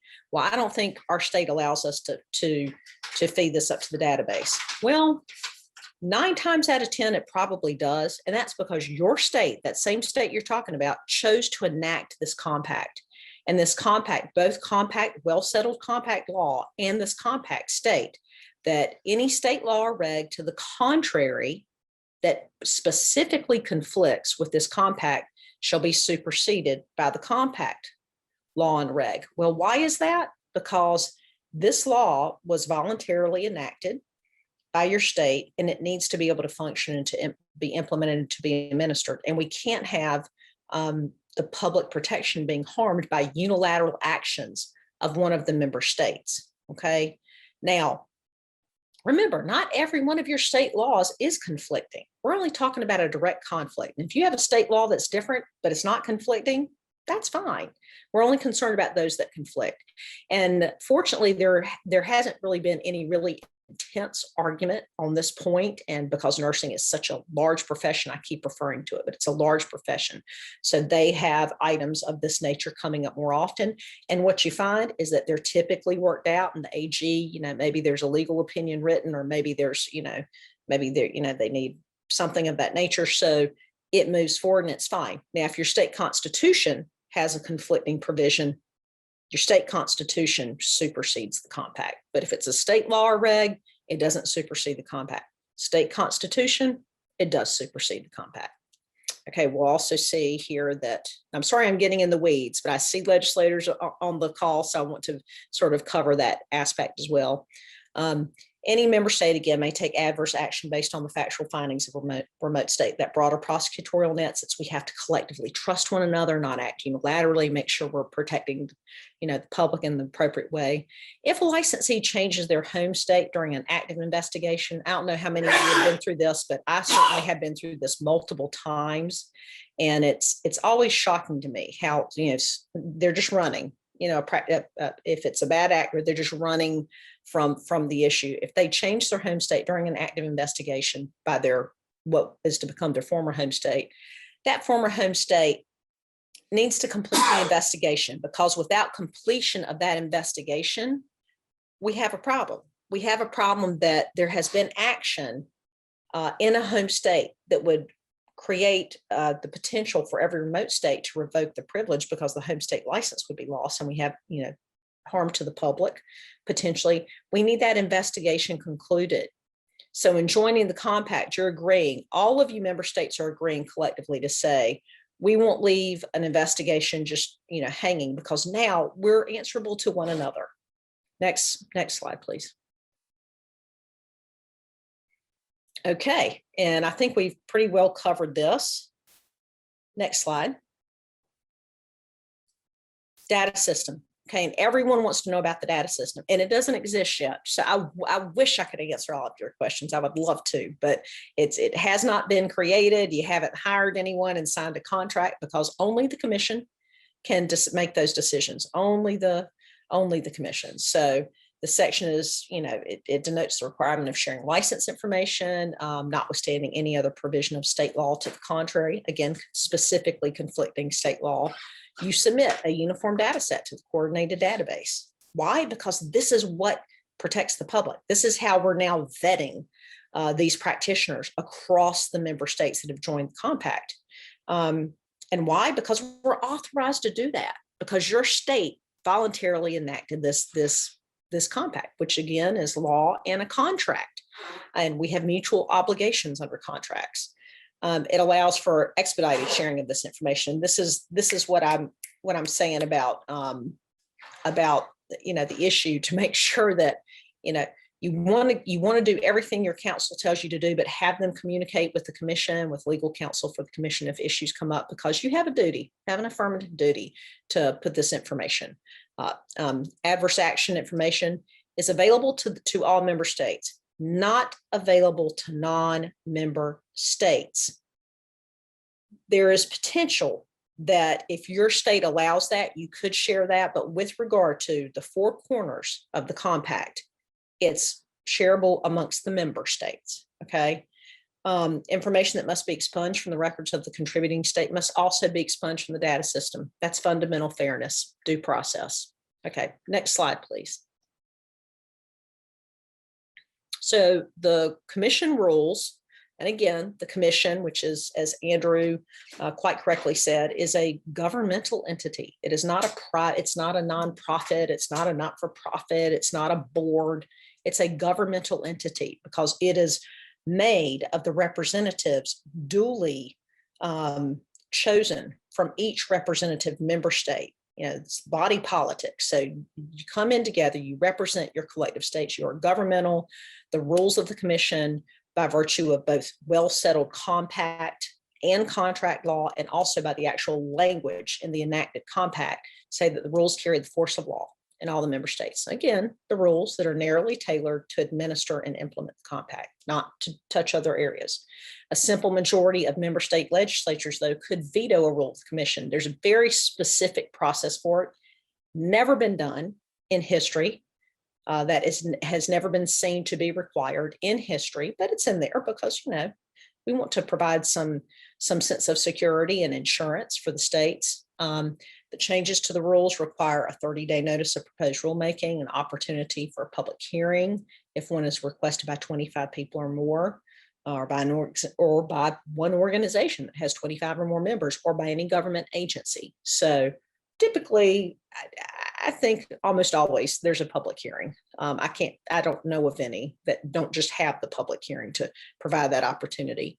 If the commission issues a rule that exceeds its authority, if they do that, then guess what? That rule is void and has no force and effect, in the same way that your state licensing board cannot promulgate a rule that they're not authorized to promulgate.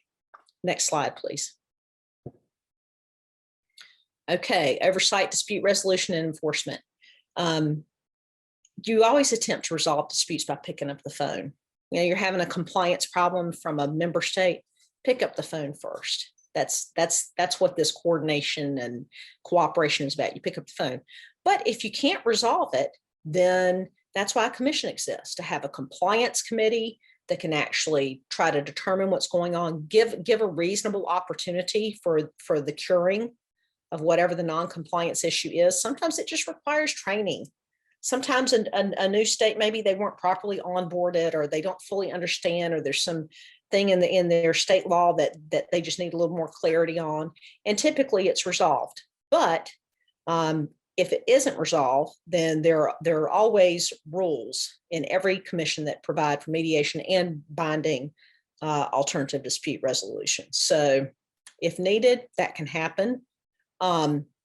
If a member state fails to discharge its duties under the compact, the commission may take action, and that it could be technical assistance in resolving the issue, as we said earlier, dispute resolution processes, termination from the compact. Okay, that almost never happens. Maybe there might be a state in an environmental related compact that doesn't pay their fines, not their fines, excuse me, their fees. Okay, but that just doesn't really happen. Next slide, please. Okay, takes effect on the date of enactment by the 10th state. That's happened. Okay, we've taken effect, but we're not issuing privileges. Okay, we're not actually, we're not fully operational, but we've taken effect. We're a real live compact. Congratulations, great job by all those who did that. States that join after the state, you're subject to any rules that are made prior to when you join the compact. And that's because we have to be able to do the business of this enabling statute, this law, this compact, and this contract. We have to be able to do the business. And so you cannot unilaterally ignore the rules. You can't. That's why they're the collective member states, and it is this body politic of the states that are members. Member state can enact a law to repeal their membership. And as I said, here's a little better defined. It takes effect 6 months after the enactment of such a law. That's because we need time to unwind you from this process. The member states may amend the compact, but changes don't take effect until enacted into laws of all member states. And that's why, as Andrew said, we want it tight. We want it well vetted. We want good stakeholder input. And we do consider all the stakeholder comments very thoroughly, but we also have to consider what the advisory group defined as the most important components of the compact, because we can't just ignore what the advisory group said. That's not how the process works. It had to be what collectively the majority of the states would agree to. Next slide, please. And just as we said, the rule that was promulgated that was unauthorized is void and has no effect. There's severability, very standard language you see in contracts primarily, but it is to be liberally construed so as to effectuate its purposes, which is why in some states that have variances, so long as it's not a substantive variance, we try to accommodate it if we can do so in a way that it's not a substantive change. And we do that because we want to effectuate those purposes: access to care, uniformity, cooperation, all those good things that we know this profession needs, like many professions need. Again, the provisions are severable. So if it's declared to conflict with the US Constitution, of course, no. If it's held contrary to a member state's constitution, this is what I told you earlier, compact supersedes your state laws and regs, but your state constitution supersedes something that's conflicting in the compact. Okay, and again, it's only the conflicting matters. We don't need to worry about things that aren't causing problems. And that's really important, I think, particularly for legislative bodies to understand. Next slide. Okay, we've said this, I'm saying it to you again, but all laws of a member state in conflict are superseded. Again, constitutional limits, we know that supersedes over the compact, and the compact and all lawful actions of the commission are binding. We are not ceding state sovereignty. We are ceding our ability to act unilaterally in a way that would negatively affect something that we entered into as both a contract and law. That's all we're doing. We're just agreeing to not unilaterally act as a member state. And that's really, that's the focus of compacts. And that's why there are so many. And that's why we see states that used to be really reticent about joining compacts to respond to the needs of their citizenry, really, and be the citizenry, the practitioner. They need talent recruitment. They don't have enough practitioners. They need to be able to draw more in. They need the telehealth so that they have the access to safe and competent care. So that's really what we're seeing. I think that's it. Next slide, Andrew. Okay, so I'm sorry I couldn't keep my train of thought going and look in the chat, but Andrew, are there any particular questions you'd like to toss to me at this time? Yeah, we had a couple, and if anybody else has any additional questions, please feel free to drop those in the chat or raise your hand or just jump in if you want. One thing I wanted to clarify, thank you, Susan, for mentioning this. Nevada is actually eligible because they do in fact require a clinical fellowship, so we will correct that.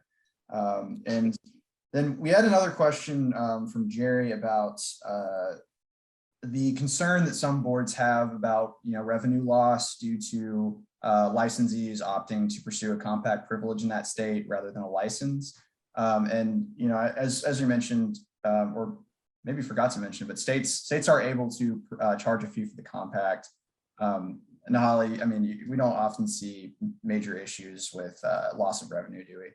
Well, I think I can speak to this, for a long time, but I think the most valuable thing for a state board to do is to reach out to a sister state board in their state who has enacted a compact and find out on your own for your own benefit, how has it, if in any way, affected.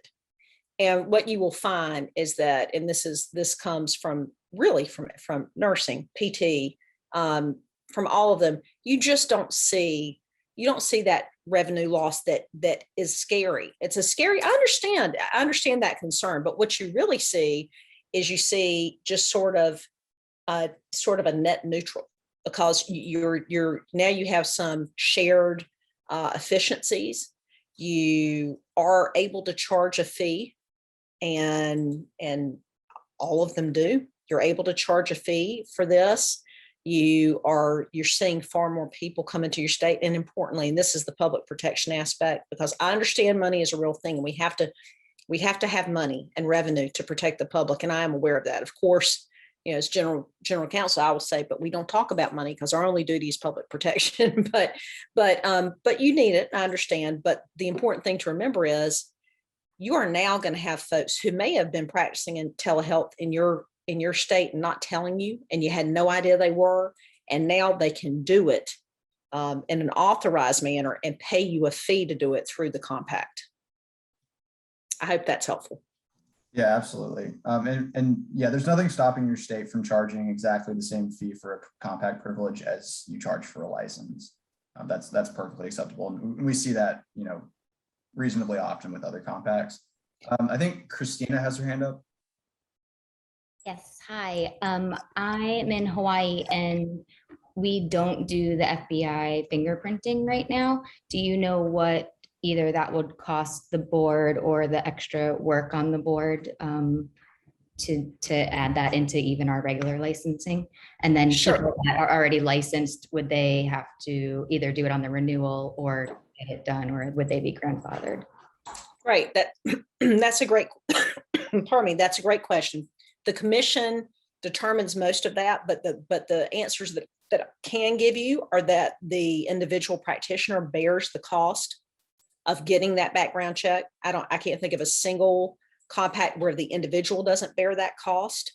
There are some nuances in how it's done state to state. So that is something that would be based upon how your state does that, but the board itself would not have to bear that cost, and the board is not doing that vetting. The only thing that comes from that FBI background check is either a yes, they can participate, or no, they can't. There's no big vetting of that information. So that's It's very narrow, and it has to be because the FBI requires that we keep it narrow. And by the way, mahalo for being on. I'm actually half Hawaiian. That's where my name comes from. So good to see you. Thank you.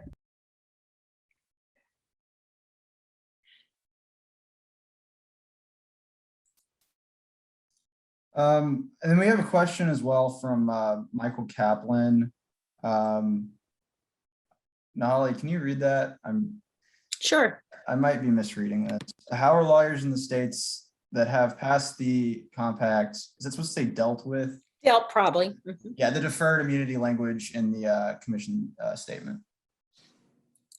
Okay, that's okay. No problem, Michael. No worries. So deferred immunity. Well, I can't speak. I'm not real sure what you mean by deferred immunity, but there is. I think what you're saying is the states that don't. I think your question is the states that don't have full immunity, that, well, not full, qualified and functional immunity that travels with most state actors. There are some states that don't allow for that qualified and functional immunity. And with those states, that is something that we work with those member states to determine that, because remember, your immunity as a state actor follows you into the commission. So yeah, the commission speaks to your immunity. You have immunity as a commissioner, but you only have it by virtue of the fact that you are in your function as a state actor. So if your state does not provide that immunity to you, then that's something you have to discuss with your state, because it only flows. We speak it in the compact because the vast majority of states obviously want to provide qualified and functional immunity, which means a limited immunity for actions taken as they should be taken appropriately in that official function as a state actor. So if you have come from one of the few states that either has by legislative, has either legislatively or is having some real judicial interference with immunity of state actors, and that's something for that state to discuss. But whatever immunity you have follows you into the commission. Okay, so that's important. And again, it's limited, it's qualified, and it's functional. And the immunity that we have as state actors, we must be engaging in exactly the appropriate behavior that we're required to. And we must be acting not in a private role, in our official capacity. Does that help at all, Michael? But I think the best way for me to explain it is your immunity travels with you. So long as you've been duly delegated and authorized to come vote on behalf of your state, then you are a state actor.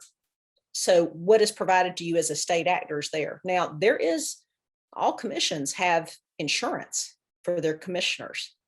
So let's say you're a state that has specifically legislatively waived immunity for state actors, then arguably you have insurance for your appropriate action done in the course of your clear and unambiguous authorized duties, affirmative duties. So it does follow you but if you're a state that's waived that, and I know there are 2 or 3, we actually just discussed this with the Nurse Licensure Compact Governance Committee.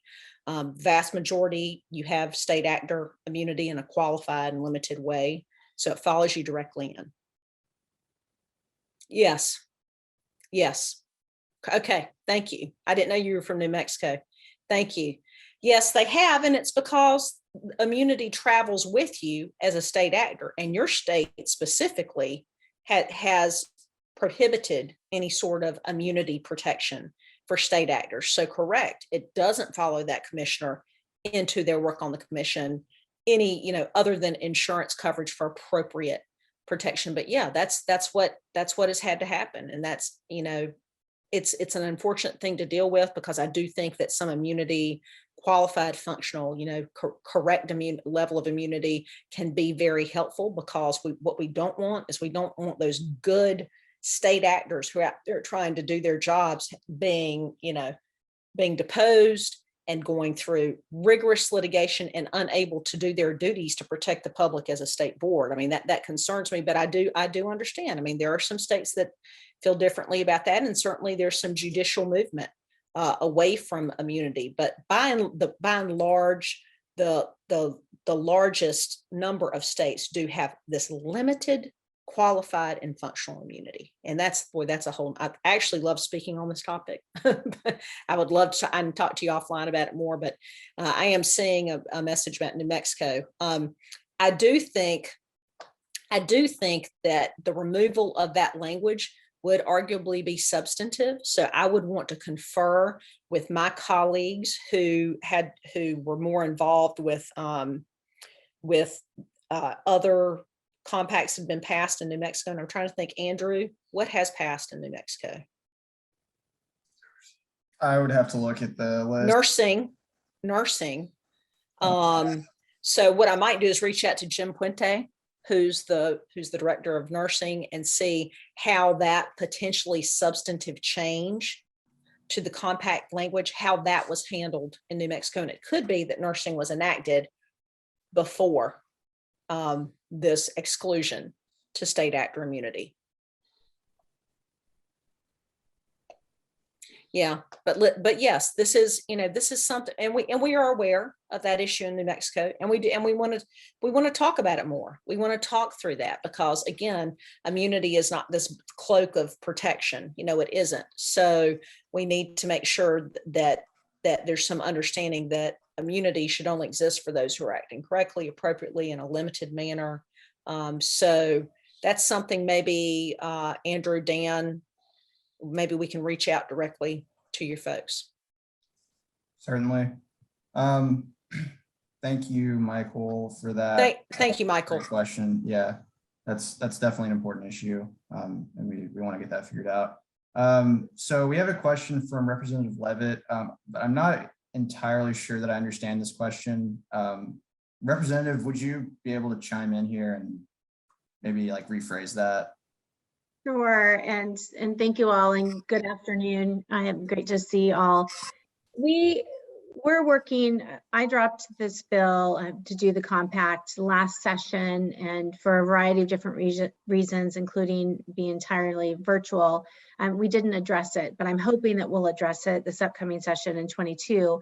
And we got some pushback from the Medical Association provider group that talked about and requested that there be a clause in the compact, which is too late now, but I'm curious if others have addressed it, that the home state where an individual received the license, that license be deactivated, quote, deactivated, while they're working in the remote state where they do get a new license. And so I'm just curious if others have had that request. Again, I think it's a moot point because now that the compact is done, what didn't reach the 10 state threshold at the time that I dropped it in 21. So again, I think it's a moot point, but just curious if that issue has come up by folks who may be concerned about this particular compact.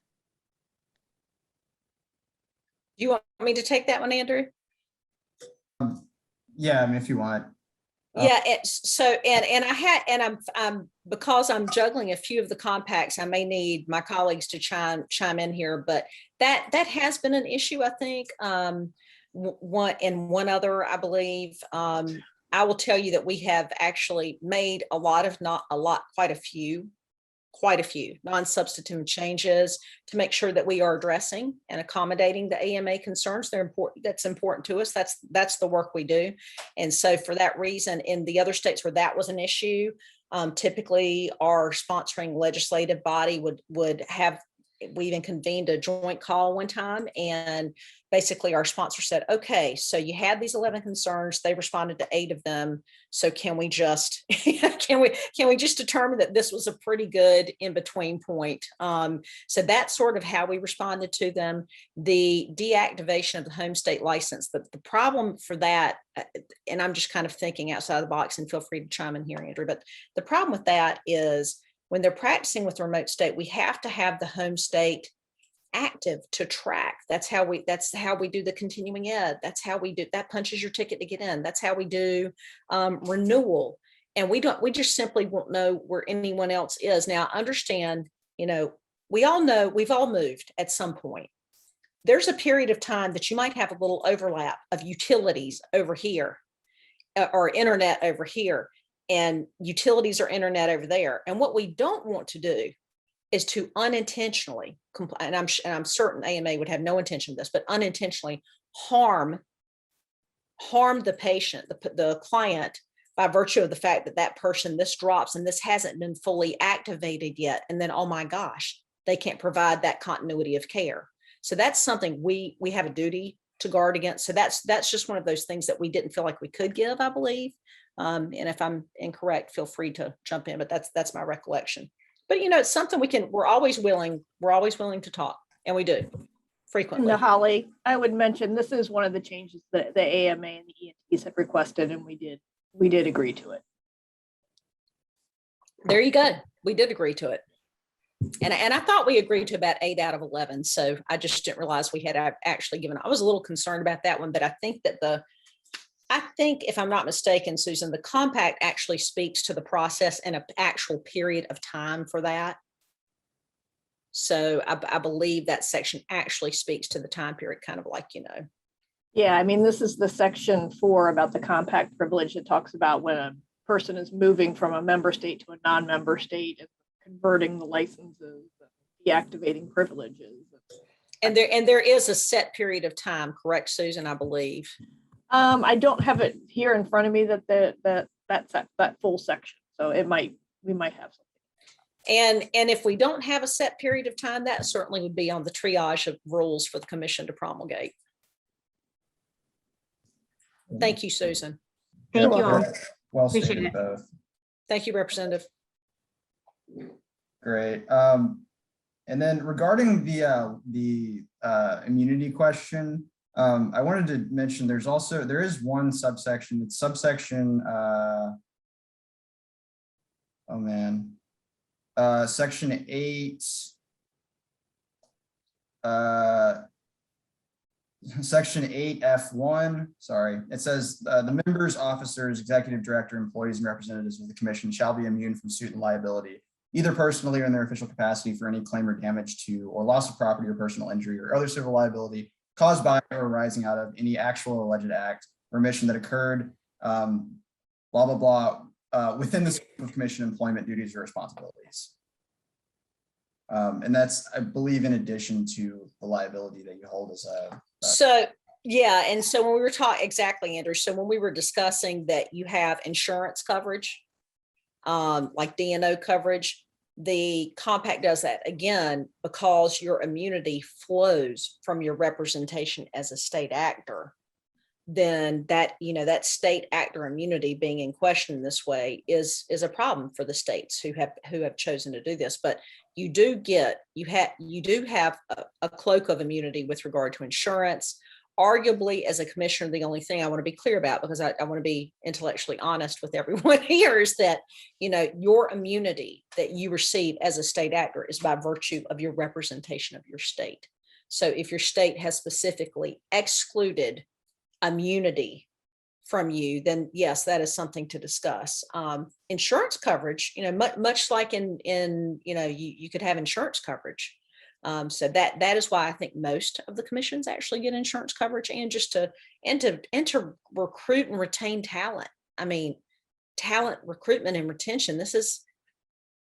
That's why immunity, I think, has done okay in many of the states. And I certainly understand each state has its reasons. I'm not being critical. I think that the immunity protection to recruit and retain talent has been seen to be pretty important.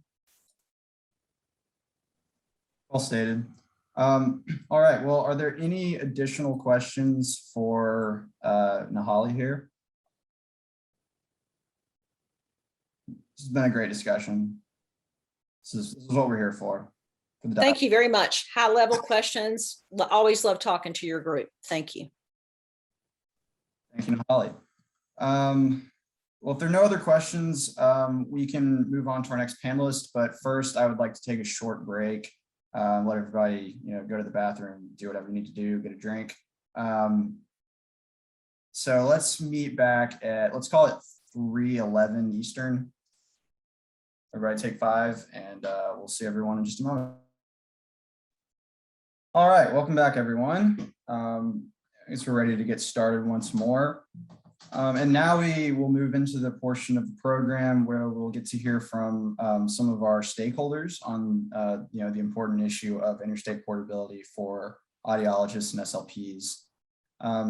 So our first stakeholder panelist is Dr. Tracy Ambrose, who has been a practicing audiologist since 2008, when she entered into the field after completing her fellowship at St. Jude Children's Research Hospital. Tracy started her career at La Bonne Heure Children's Hospital in Memphis, Tennessee, where she practiced for 7 years. At that time, Tracy took a position at Children's National Hospital in Washington, D.C., where she's been a lead audiologist for 6 years. Tracy holds licenses in 3 states and the U.S. Virgin Islands, and she is responsible for ensuring that 9 audiologists on her team remain in good standing for all of their licenses at all times. Tracy, thank you so much for being here, and the floor is yours. Awesome. Thank you so much for having me. So if you want to go to the next slide there, Andrew, please. Thank you. So as Andrew was saying, I am an audiologist here in DC at Children's National. And obviously we're right here in the DMV, and Children's National has not only our main hospital location in DC, but we have offices located in Maryland and Virginia, which means that when we go to practice at those offices, obviously we need to be licensed in those states as well. So all of our audiologists, currently 10 audiologists, we're about to have 11, need to have all of these licenses, and Virginia happens to be one of those states where we have to have 2 licenses. So I currently hold 5 licenses. And this kind of just gives you an idea of what we kind of have to keep up with and keep tracking, not only for when we're onboarding audiologists for the initial, the costs and the different certifications that are required, but then also keeping up with the renewals and the different CEU requirements, and if it's annual or biannual, and then other additional trainings and requirements that the states may have. And so, it's, as you can see, a little bit confusing and a lot to keep track of, not only for myself, but then trying to keep track of all the other audiologists that are working here at Children's to make sure everyone is in proper standing. And, obviously the Washington, D.C. area, we have states very close together, but I don't think that we're that abnormal. I think, I've certainly worked at a few hospitals that are right on the border between states. And, at CHOP in Pennsylvania and Philly, they're right on the border, and they have offices in New Jersey. Or when I was at La Bonne Heure in Memphis, we're right on the border for Mississippi and Arkansas. So I think it's not that abnormal of a place to be in, and then having those requirements to have those different licenses to be able to go to different offices to practice. And Andrew, if you can switch to the next slide, please. And I think, from the audiologist perspective, obviously I'm specialized with children, so they're kind of what I'm always thinking about or gearing towards. But, each state has mandated or some form of newborn hearing screen program. And the reason that we have those is because what research has shown us is that it's so important for children to get care in a very timely manner. So when they're born, if they're born with a hearing loss, we need to get them that care pretty immediately, so that they're not falling behind their peers. And so I think that's, it only goes in line then that facilities and larger hospital centers like Children's want to have more outpatient centers, because we want to get out more into the community and more closer to our patients, because that's what research tells us will help us with the loss to follow-up, and helping to get these children and all patients what they need, being closer to them in the community. I can't tell you how many times a day I hear people tell me they don't want to come into DC to the main hospital to come see us. They want to go somewhere closer to their house. And so, having all these licenses and having to keep track of everything and having to trying to get new people onboarded. It just really can cause extended time to be able to get a new clinician in, to be able to have more providers and more clinicians available in the community. So here at Children's, we're trying to get a new clinician in. Like I said, they have to have all 4 licenses. They don't have to be licensed in the US Virgin Islands, that's just me. But they do have to have all 4 licenses before they can start here. And that typically takes us maybe about 3-4 months, because there's a lot of different paperwork that has to be submitted and sent. If it's someone that has just finished their AUD, that has to be sent from their institution. And it takes a lot of different pieces and moving parts of the puzzle to really get that license in hand before they can start. And so that really causes us, an extended time. And that means that we have a backlog in our schedules, and we have a lack of access to that care, or lack of timely access to care, which is really, always our goal, and something that really affects us and the patients that we treat very much. And then, obviously the expense that goes into all of this, but not only the expense of the clinician when we're getting all of those licenses and upkeeping them, but also that lost time when we don't have providers, because we're trying to get all of those, get people onboarded and get people licensed. And the lack of revenue that we have for the facility. And then obviously, as I tried to point out with that chart there, it's really confusing and difficult to keep track of your renewals when one thing is an annual renewal and another is a biannual, and how many CEUs do they require, and one CEU has to be every other year, and things like that. So it's really a difficult thing to keep track of. And again, not only for myself, but as a manager, trying to keep track of all of that for all of my staff as well.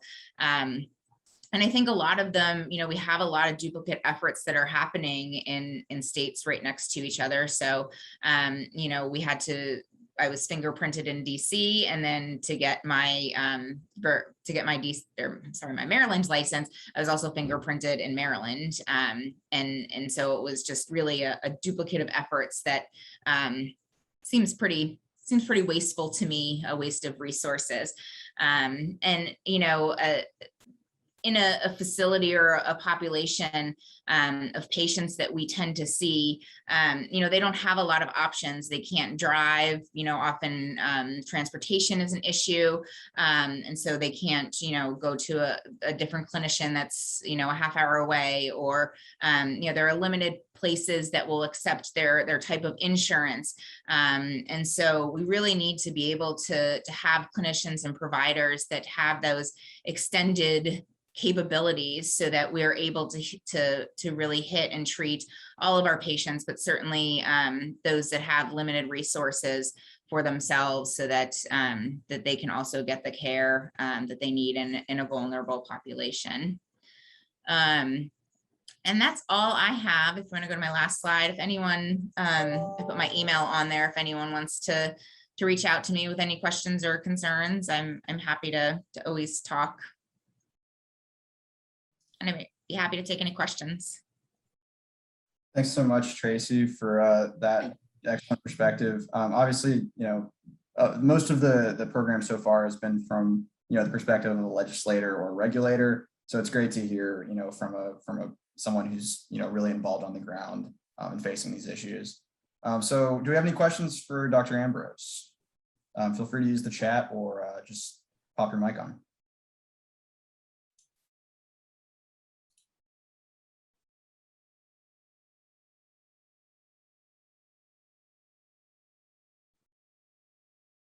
Thank you.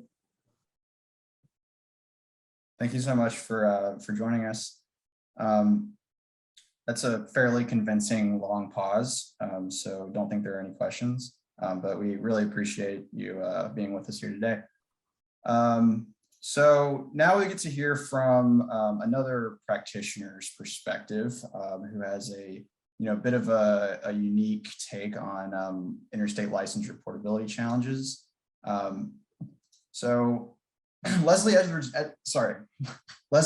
Gaither is an Air Force spouse Her husband, Julian, is currently stationed at the United States Air Force Academy in Colorado Springs, Colorado, where they have lived for approximately a year. After over 20 plus years as an Air Force spouse, Leslie has moved to over 9 different duty stations while maintaining her career as a speech language pathologist. Wow. Leslie has worked in several sectors through these moves, including the Bureau of Indian Affairs, Department of Defense Europe, and is currently a professor at George Washington University. In addition, she has over 10 years of experience working as an SLP via telepractice or telehealth. Leslie, so great to have you here. Feel free to take it away. All right, excellent. Thank you for the opportunity to tell my experience. I'm here representing military spouses, and that to me is very humbling, but happy to share nonetheless. I only have 4 slides. I like to show my story as well as tell it too. But on the left, that's me and my husband just a few years ago, wink, wink to that. But there you see a 23 and 24-year-old, 2 people that really dove in headfirst into the active duty and Air Force lifestyle. What they didn't know is, of course, my husband at the time didn't know a lot about being an Air Force chaplain, but that's the job that he got just a few months later. And I had just received my master's in speech and language pathology. And to be honest, I really didn't know how to be a SLP and a military spouse. Yet we packed up everything that we had, which wasn't a lot, and really dove headfirst into the active duty life in our first assignment. Now that's me on the right side there behind all those plaques. And that's a gift from my husband. And what it is, if I could blow it up, each one of those plaques represents and has the name of our duty stations where we've moved.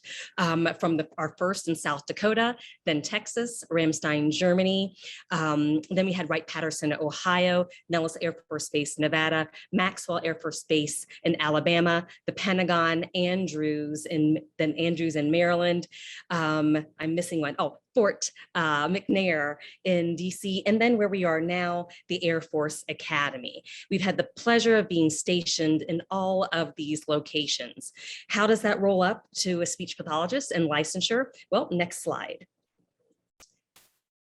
And Andrew, if you want to click through, I think it's got a little bit of, but you all can see what each star represents move after move. And we've all heard of that location, location, location.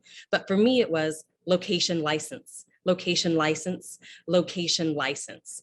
And as a spouse, as we crisscross the United States and then Europe, I personally have encountered more state boards, licensing agents, continuing education schedules, deadlines, and fees than I ever thought I would.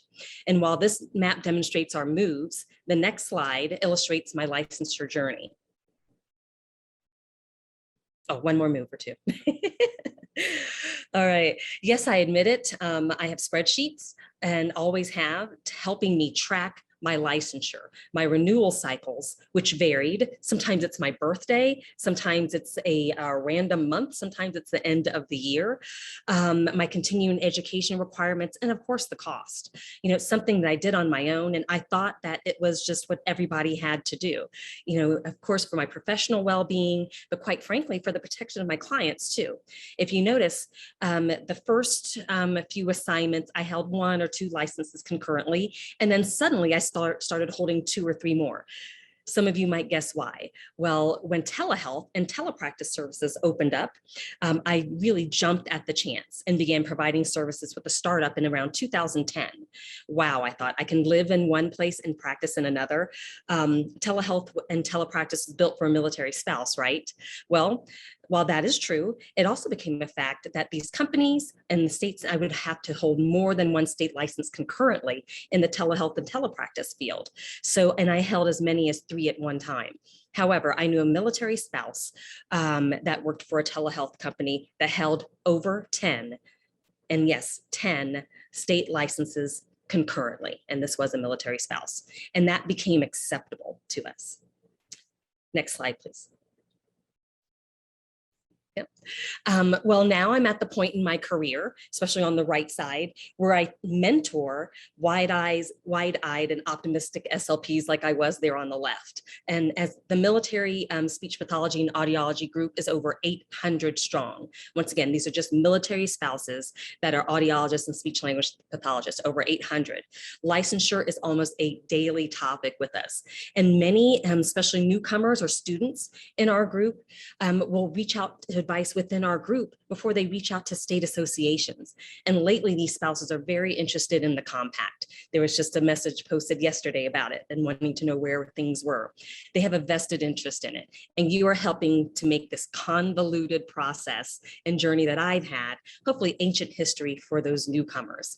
Something that, hopefully my experience is something that they won't have to experience. At the end of the day, regardless of who we are, Army, Navy, Air Force, Marines, Space Force, Coast Guard, these spouses, we want to maintain our careers and contribute to our communities in which we live and where we're stationed for however long it is. So thank you for your time today to listen to my journey and the invitation to share today. And I really look forward to sharing more about the progress we've made. Thank you. Great. Thank you so much, Leslie. I guess the third time I've heard your story, and it always just blows my mind how you keep up with all of that. And it's a really valuable perspective for us to have a firsthand account of these licensure challenges. Thank you. And happy to answer questions, or like I said, if you're interested in the military spouses in your state that you're representing, we're very connected. So if I don't have a license in your state, I can find someone who does, who could tell their story about licensure in your state too. Leslie, this is Phil Griffin in Minnesota. I just threw in the chat. I'm wondering if it's possible to share your photograph. That right-hand photograph of that sign is really a powerful tool that we can use to show legislators how complicated this is for military spouses, and would really help us here. If you're willing to share that with Andrew, perhaps he can share it with the rest of the group. Absolutely. And one of these assignments is going to get taller than I am, so we might have to update it, but absolutely. I'll connect with Andrew, give you a higher quality resolution. Thank you. Great idea. Any other questions for Leslie? Long pause coming.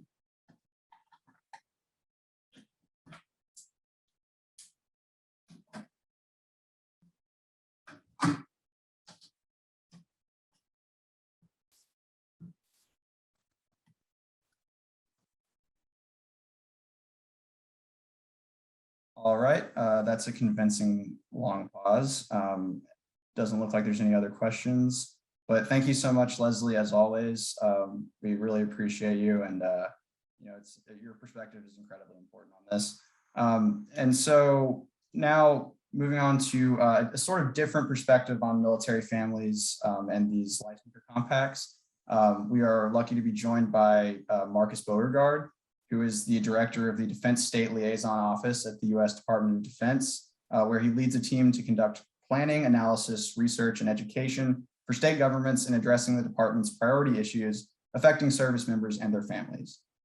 Before joining the team at the DSLO, Marcus spent 27 years on active duty with the U.S. Air Force. Spent 27 years on active duty with the U.S. Air Force and supported military, community, and family policy. Marcus, feel free to take it away.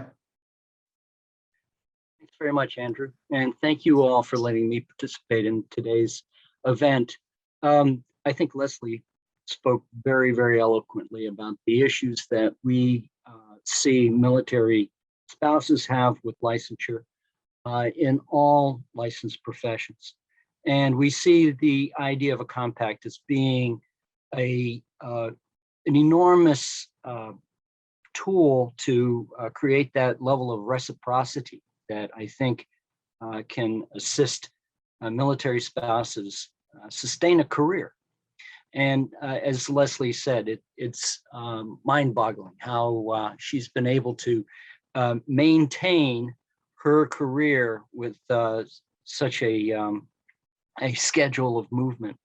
The one thing I wanted to bring up with the group, because of I see that most of you are, or many of you are members of your state legislatures, is that the Defense State Liaison Office has 8 liaisons who work in regions and liaise primarily with members of the legislature to bring up important initiatives such as this particular compact. Some of you may have met some of our regional liaisons who wish to reach out and talk to legislators about the importance of compacts and how they impact military families. The one thing that, and I was just on another call for a compact that's just about to start for dentists, start development for dentists and dental hygienists. And the point I try to bring to them is, in terms of the department, the old adage is that we recruit individuals and we retain families. And a big part that we are finding in terms of the decision process of a family, whether to remain in the military, is how well is it impacting both primary members of that family. So is the military member able to progress in a career, and is their spouse able to progress in a career equally? And sometimes that decision has to be made that, well, the military member is going to go find another career opportunity outside of the military in order to let that spouse sustain their career. And that's an unfortunate circumstance for the department, because obviously we depend heavily on well-trained individuals to sustain our readiness to be able to go and do difficult jobs around the world. And so we see this as very much connected to the ability of the Department of Defense to sustain a ready force.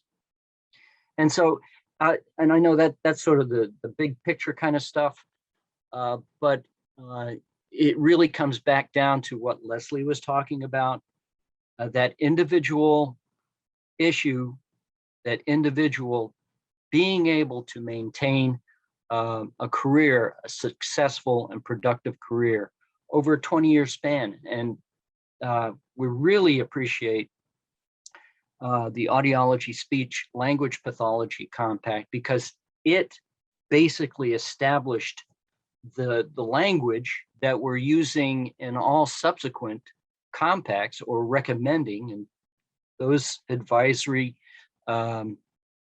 groups are picking up on it, and the drafting teams are picking up on it. And it allows a military spouse to basically recognize the license that they hold. And it's not tied necessarily to residency, because residency gets to be very complicated for a military spouse who moves every 2 to 3 years. And they may have gained that license before they became a military spouse. And so we wanted to be able to recognize, to the greatest extent possible, that location where they got their license, and to be able to hold on to that during the time that they're an active duty spouse. And so very appreciative to Susan and her leadership, and to CSG for having built this, and also for Nahali, who worked very, very hard on this particular compact in getting this accomplished.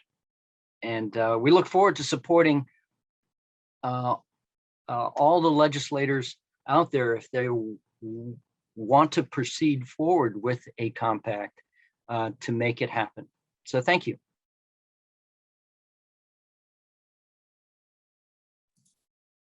All right, thanks so much, Marcus, for providing DoD's perspective on these compacts.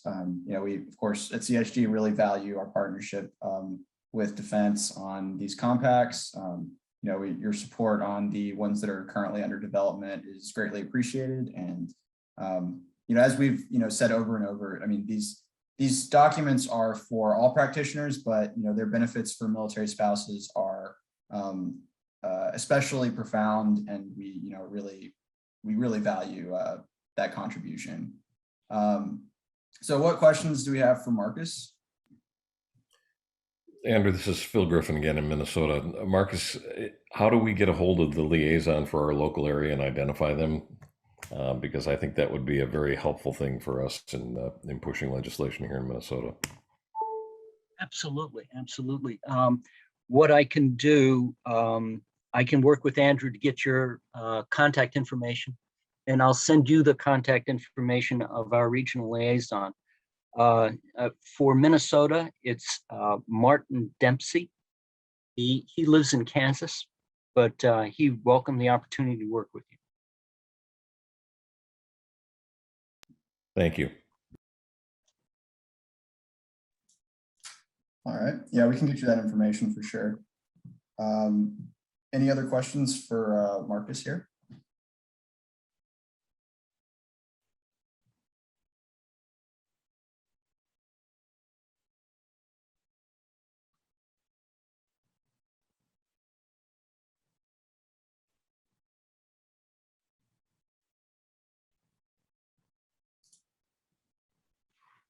All right. That's a convincing long pause. So I don't think there are any other questions, but Marcus, as always, thank you so much for being here. We really appreciate your partnership on this. So now we'll move into the portion of the presentation where we get to hear from those who are involved very intimately with the enactment of the compact in some of the current member states. So to start us off, we have Megan Wagner, who is a lobbyist with Brandeberry McKenna Public Affairs. As a lobbyist for the Colorado Speech, Language, and Hearing Association, Ms. Wagner worked closely with ASHA and CSG to pass the Speech and Audiology Compact this past session. Additionally, Ms. Wagner worked with CSG in 2018 to pass the Enhanced Nurse Licensure Compact. Megan, please, feel free to take it away. Thank you so much. Can everyone hear me okay? I'm gonna take that as a yes. Okay, Yes. Thank you. I really appreciate being able to talk today about my involvement in the Speech and Audiology Compact in Colorado. I've had the privilege of representing the Colorado Speech, Language, and Hearing Association since 2010 in Colorado. We began our conversations about the compact way back in 2018. We had really interested members that were excited about it coming and kind of wanted to be involved early. We had legislative sponsors in 2020, but because of our conversations with our regulatory agency, which in Colorado it's DORA, the Department of Regulatory Agencies, they asked us to kind of wait another year to do it. Luckily, we didn't do it in 2020 because of COVID. We wouldn't have had the finances as a state to pass any kind of bill with a fiscal note. So in 2021, we got sponsors really early, strong bipartisan sponsors. In Colorado, it's a majority of Democrats, Democratic governor, House and Senate. So it wasn't necessarily as important to secure those bipartisan sponsors. It could have probably passed without that, but we felt it was always important. We did this with the Nurse Licensure Compact as well, to show bipartisan support early. One of the key things I think to passage of both of these bills, especially with the Speech and Audiology Compact, was to secure several co-sponsors from members of the committees that the bill was going to go to, as well as from leadership, so that when the bill was introduced, it already had a number of legislators on it. So it kind of basically did our vote counting for us. In 2021, when the bill was introduced, it was a pre-file bill. So it was introduced as one of the first bills. It was Senate Bill 21. This was extremely important because our session took a break and didn't begin again until mid-February. So it was taking people a long time to get bills introduced after February, and we wanted to be one of the very first bills out of the gate. And we were, so that was great. In my representation of CASHA, we work closely with Daniel at Council of State Governments and Susan at ASHA. and pulled together a group of interested stakeholders and held a meeting early to ensure any concerns that were raised would be raised in the stakeholder meetings prior to the first bill hearing. I found that if you pull everyone together, you usually get inside scoop about what other organizations are saying about your legislation, and sometimes you can address those things so that you have amendments ready for the first hearing if you even need that. Or at least you can let your sponsors know ahead of time what they might be asked during the first hearing. The stakeholders that we included in our meeting included DORA, our regulatory body. The Department of Public Safety in Colorado does the background checks. So it was key to get them pulled in early so we didn't have any issues with the nurse compact. When I worked on that one, that was a key thing to get the Department of Public Safety involved early. So I wanted to continue that work with the speech and audiology compact. We also included representatives from hospitals, the occupational therapists, and the Colorado Medical Society, and of course the audiologists. We didn't, in our stakeholder meeting, we didn't have any concerns, and things were looking pretty good. I would say when the bill's introduced and it started moving quickly, we had received a letter, our sponsors had received a letter from the American Academy of Ornithology Head and Neck Surgery Association out of DC.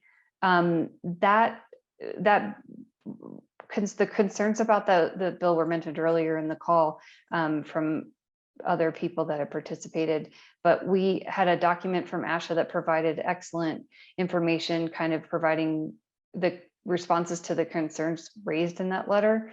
That didn't cause any issues with any members of the committee, nor did we receive any direct outreach from that organization. So we kept pushing forward with the bill and didn't make any changes to it. It would be my understanding that the concerns would come from the Colorado Medical Society kind of on behalf of this organization, but in Colorado, the Colorado Medical Society and the audiologists are represented by the same lobbyist. So he did not raise any issues, so we kept moving ahead. When we got to the Senate, we thought we were home free, and then we received concerns from the Department of Public Safety on behalf of the FBI about the background check language. Luckily, of course, Dan and Susan got on a meeting right away and then helped us address the issues with the Department of Public Safety, and we got the bill continued through the process without any issues. I would say in other states, this kind of issue was raised a little bit earlier, but in Colorado, we had a few of the more conservative members of the legislature raise an issue about the fiscal note. It was changed and it was raised a little bit in the second house. It was more the agency's fees to deal with some of the compact, and I honestly, speaking freely now, I think it was kind of high on our agencies the fiscal note they put on it. So I would encourage states that are interested in passing that to work with your fiscal agencies and your departments to kind of keep an eye on that, because I felt like in our state it was kind of more than we would have anticipated, and I think it was on the admin side within the state agency. But by and large, I would say with compacts, which I've thoroughly enjoyed working with CSG, and I of course enjoy working with ASHA, if you can secure bipartisan sponsors and co-sponsors early, if you can communicate continuously with your regulatory agency on any amendments or anything that they have concerns about, and also if you can utilize people like Leslie, she was an awesome advocate for the speech compact. We were so lucky that she lives in Colorado, and we're fortunate to have her testify, and then she even participated in the stakeholder meetings as well. But any providers that you can get to participate in any of the meetings early, they can speak obviously way better than a lobbyist can about the impacts to providers. And it was especially meaningful in the times of COVID and impactful when they testified because of some of the rural providers in our state and how the challenges they faced during COVID and serving their patients. Thank you so much for letting me speak today. And thank you so much for joining us and providing that excellent summary of the process in Colorado. So do we have any questions for Megan while she's here? Hate to keep barging in, but it's Phil Griffin again in Minnesota. Megan, did you have success in getting the agency to change the fiscal note that you mentioned was slightly high? I did not have any success. I would say because we had all of a sudden our state had a lot more money, it wasn't as big of an issue. But if it had been, the year prior, it wouldn't have never went through. So I would they estimated the numbers and they estimated their costs were pretty high for the technology capabilities and we've done so many compacts in Colorado. So it just seemed like I just keep an eye on that in your state and see and have your sponsors push back if you're in a state that has tighter fiscal constraints. Thank you. And I presume you didn't see any opposition coming from any major groups. No, and I did not expect to get the letter from the DC organization. It came the day of the hearing, which was not super helpful from my perspective. But I would say, because at least in Colorado, it's super meaningful if it's a Colorado organization that's reaching out, and they were DC based. So that helped our cause in the fact that legislators weren't as likely to find that impactful because it wasn't coming from a Colorado association. Thank you. Thanks, Phil. Any other questions for Megan? Long pause.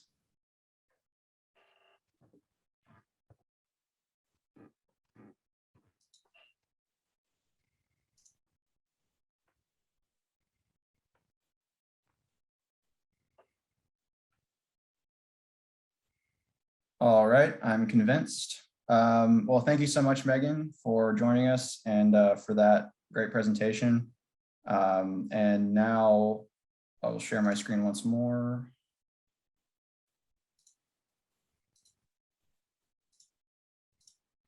All right. And so now we get to hear from Larry Molt, who is a full professor and director of the Neuroprocesses Research Laboratory in the Speech, Language, and Hearing Sciences Department at Auburn University in Alabama. An ASHA fellow, he holds both CCCA and CCCA SLP certifications. He teaches, does research, and provides clinical supervision and clinical services in both audiology and speech language pathology.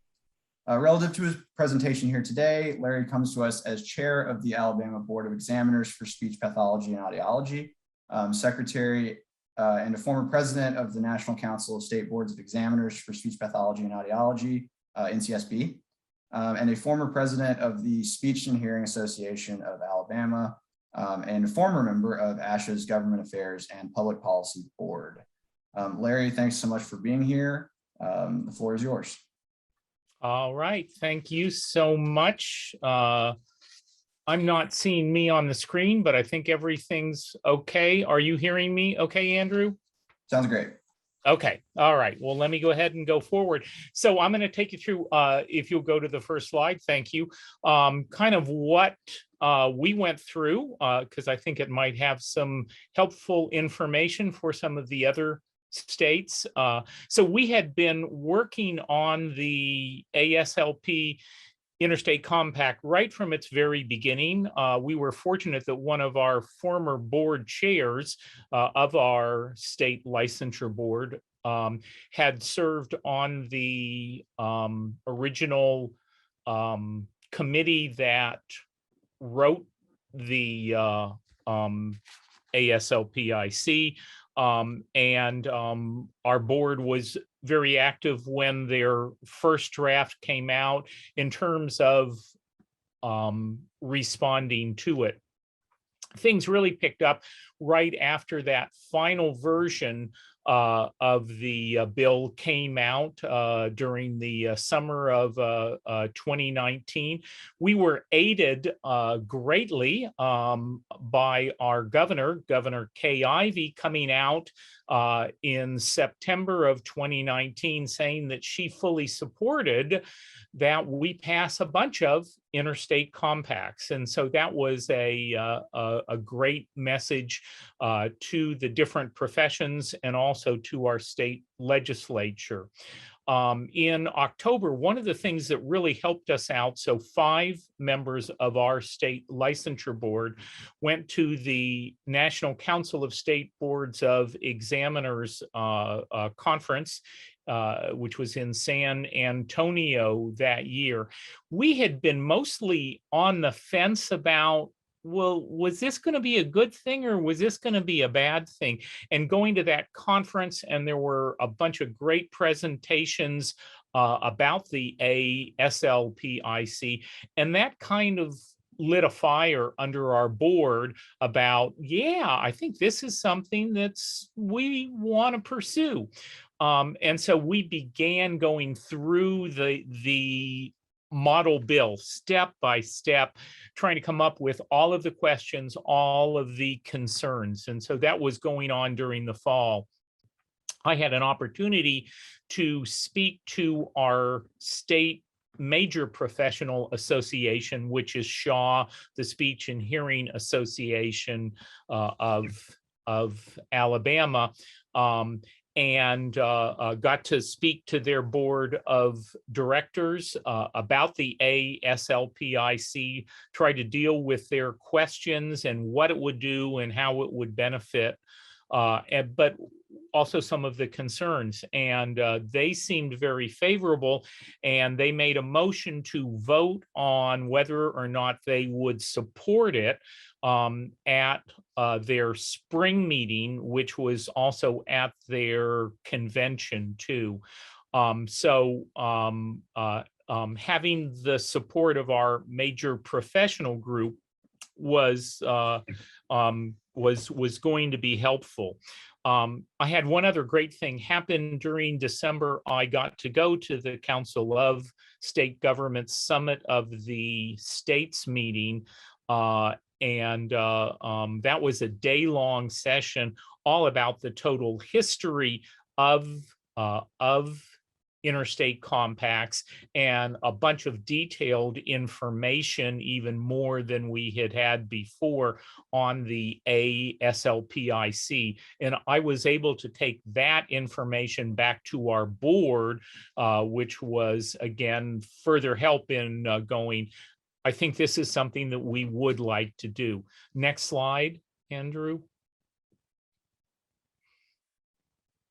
All right, and that took us to last year, and we were continuing to explore. One of the other things that helped make us more confident was we talked to the 3 existing compacts at that time, which were for the physicians and the nursing compact and the EMTs. And the EMT group actually was great because the chair of that group actually was the chair of the commission at that time. And so he really helped us understand better how the commission would operate. So that was very, very helpful.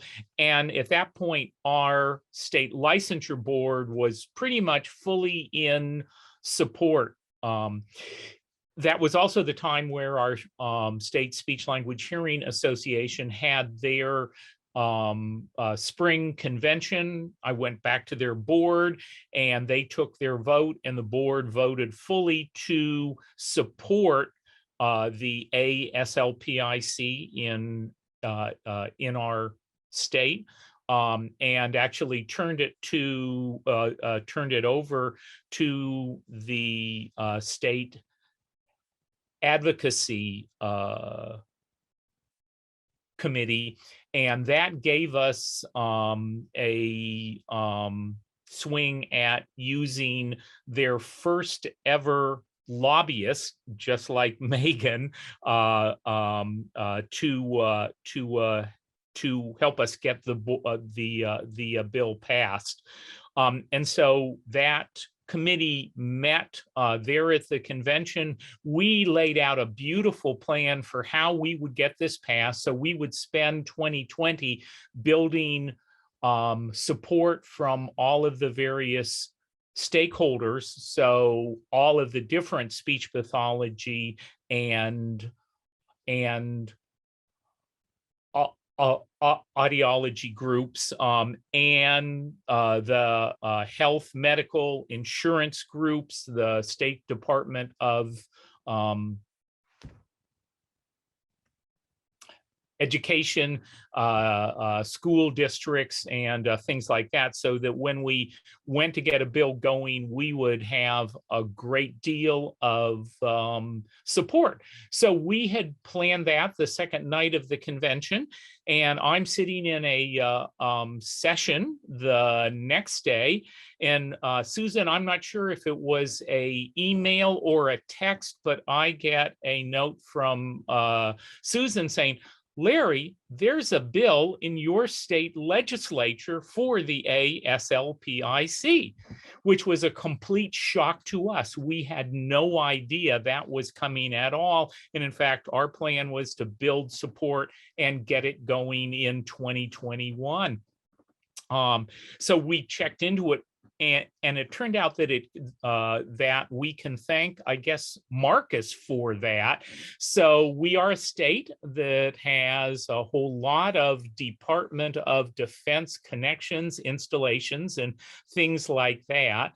A year prior, our state legislature had passed a requirement that all of the different occupational licensing boards come up with a way to help military spouses get through licensure in a more expedited way. And our board had been dealing with that, trying to figure out what to do. But that's a very long process. We have over 100 occupational boards in our state. So late December or early January, Marcus sent out from the DOD a letter saying, this is taking way too long. It would really be helped if the states would pass the compacts. And so our state jumped at that. It was turned over to our Lieutenant Governor, Will Ainsworth. His office came up with that bill, Senate Bill 245 for the speech path, and also a bill for the physical therapy compact in that session. As soon as we saw the bill, I sent it off to Nahali and Daniel and Susan saying, are we good? Because I was concerned in the model bill, as you saw from Nahali, there were 14 sections. And our bill had a section 15, 3 short little lines that gave Alabama trial lawyers the right to sue in other states regarding actions related to the ASLP-IC.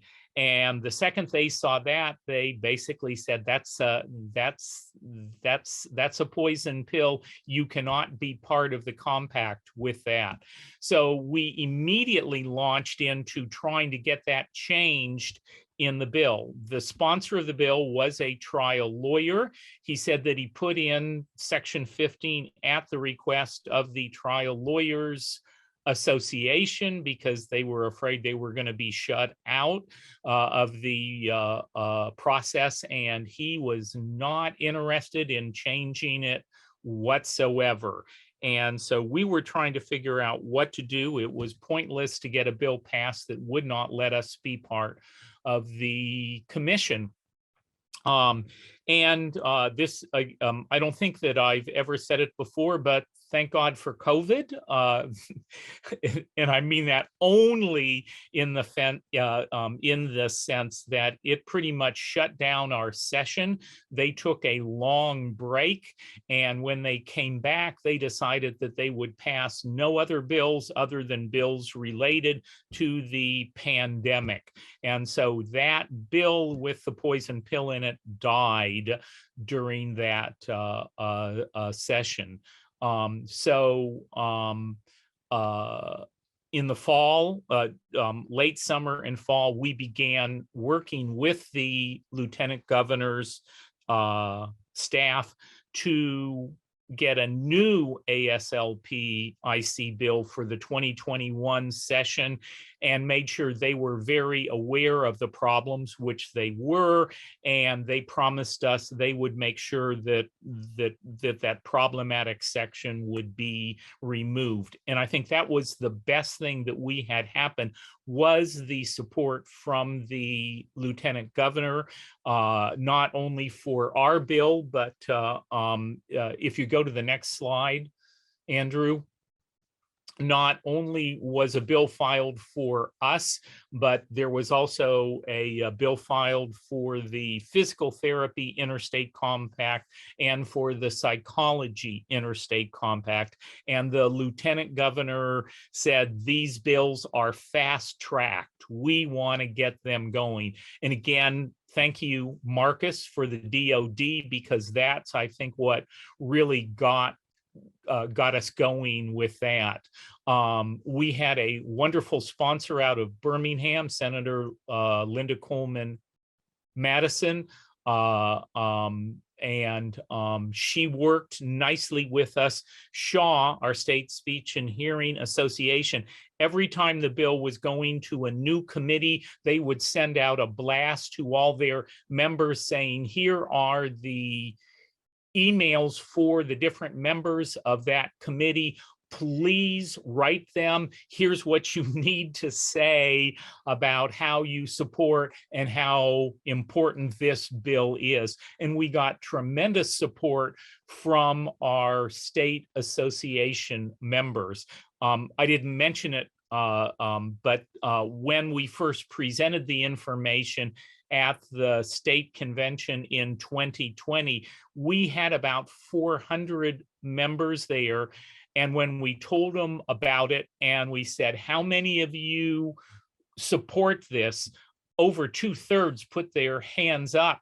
And I said, and how many think that you might even try and practice under the compact? And almost the same number put up their hands too. So we knew we had great support from the state professionals. So they were very active as it moved through the Senate. And then as it moved over to the House, once again, as it went to the Health Committee, our state association sent out an email blast to the members saying, please, here are the committee members, write to them. The head of the Health Committee, who was also our sponsor in the House, Representative Wes Kitchens, said he had rarely seen that type of a response for any bill. So I think that was really helpful. The one problem that we did run into is, as soon as we had the bill for 2021, once again, I sent it off to Daniel and Nahali and Susan, and I said, are we going to survive this time? And they said, well, you know, it's good. It was written right out of the model bill, but they said, getting those 6 states to pass it in 2020 gave us some ideas of a few little tweaks we would like to have done to the language in the model bill. So you need to ask your sponsors to change a few small words, and I immediately went back to Senator Coleman Madison and to the Lieutenant Governor, and I said, they want these changes made. And they said, well, we are moving so fast, it's going to pass through the House before we could even get those changes in there. So we will let it pass that way in the Senate.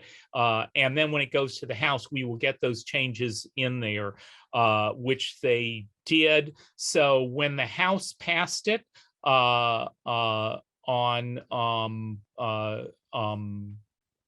3 on March 4th. It went back to the Senate, who approved the amendments. So the amended version was passed on March 9th. Our governor signed the bill into law on 3/18/21, making Alabama the 7th state to pass the ASLP-IC, the first state to pass it in 2021. Now, I've got to be careful with that. And in the interest of Southern statehood, I have to point out Kentucky also passed it on March 18th, 2021, but our governor signed ours into law earlier than Kentucky's governor did on the 18th of March. So we claim 7th, but we're more than willing to share that with the great state of Kentucky. So that's kind of how we did it. If you'll pop one more slide. One of the happiest things I had is that's Senator Coleman Madison, our sponsor, and me getting to watch the governor sign the bill. Always a wonderful thing. And if you'll pop to the last slide really quickly, I've just got down there for you some of the things that were key to us: the support of the governor, the Department of Defense's support, the support of the lieutenant governor in changing some of the things, and the support of our state speech and hearing association all played a major role. And the last thing that I've just got to say is Andrew, Daniel, Rick Masters, Nahali Kalfas, Susan Adams, all the folks that you've been hearing from today were instrumental in helping us understand what was going on, problems that we might run into, suggestions on how to deal with things. We could not have gotten that bill through as easy and as quickly if we didn't have all of that wonderful guidance from Council of State Governments, ASHA, and Department of Defense. So thank you, everybody. And if there's any questions, I'll be glad to take it.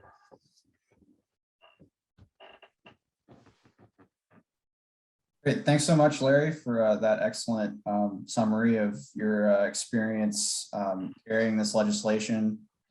We have a lot to learn from your presentation. We will be distributing the recording and slides, so everybody can be sure to note down all of this. And thank you so much for the kind words you flattered us. This is really, it's the state boards and the state associations who really do most of the groundwork here. We just provide support as we can. So what questions do we have for Larry?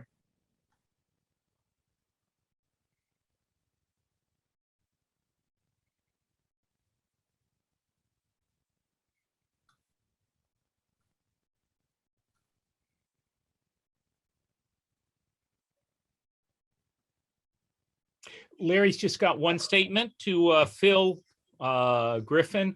As I said, the DOD played a major role in helping us get it through. So I know you now have links to your DOD liaison, and Marcus is just a wonderful help on this. So don't hesitate to lean on them, and for the other states. That was a key factor for us. Well said. Yeah, DOD is the best resource available to you, and building support in your state. I mean, legislators really listen to DOD on what they need for military families. So well stated, Larry.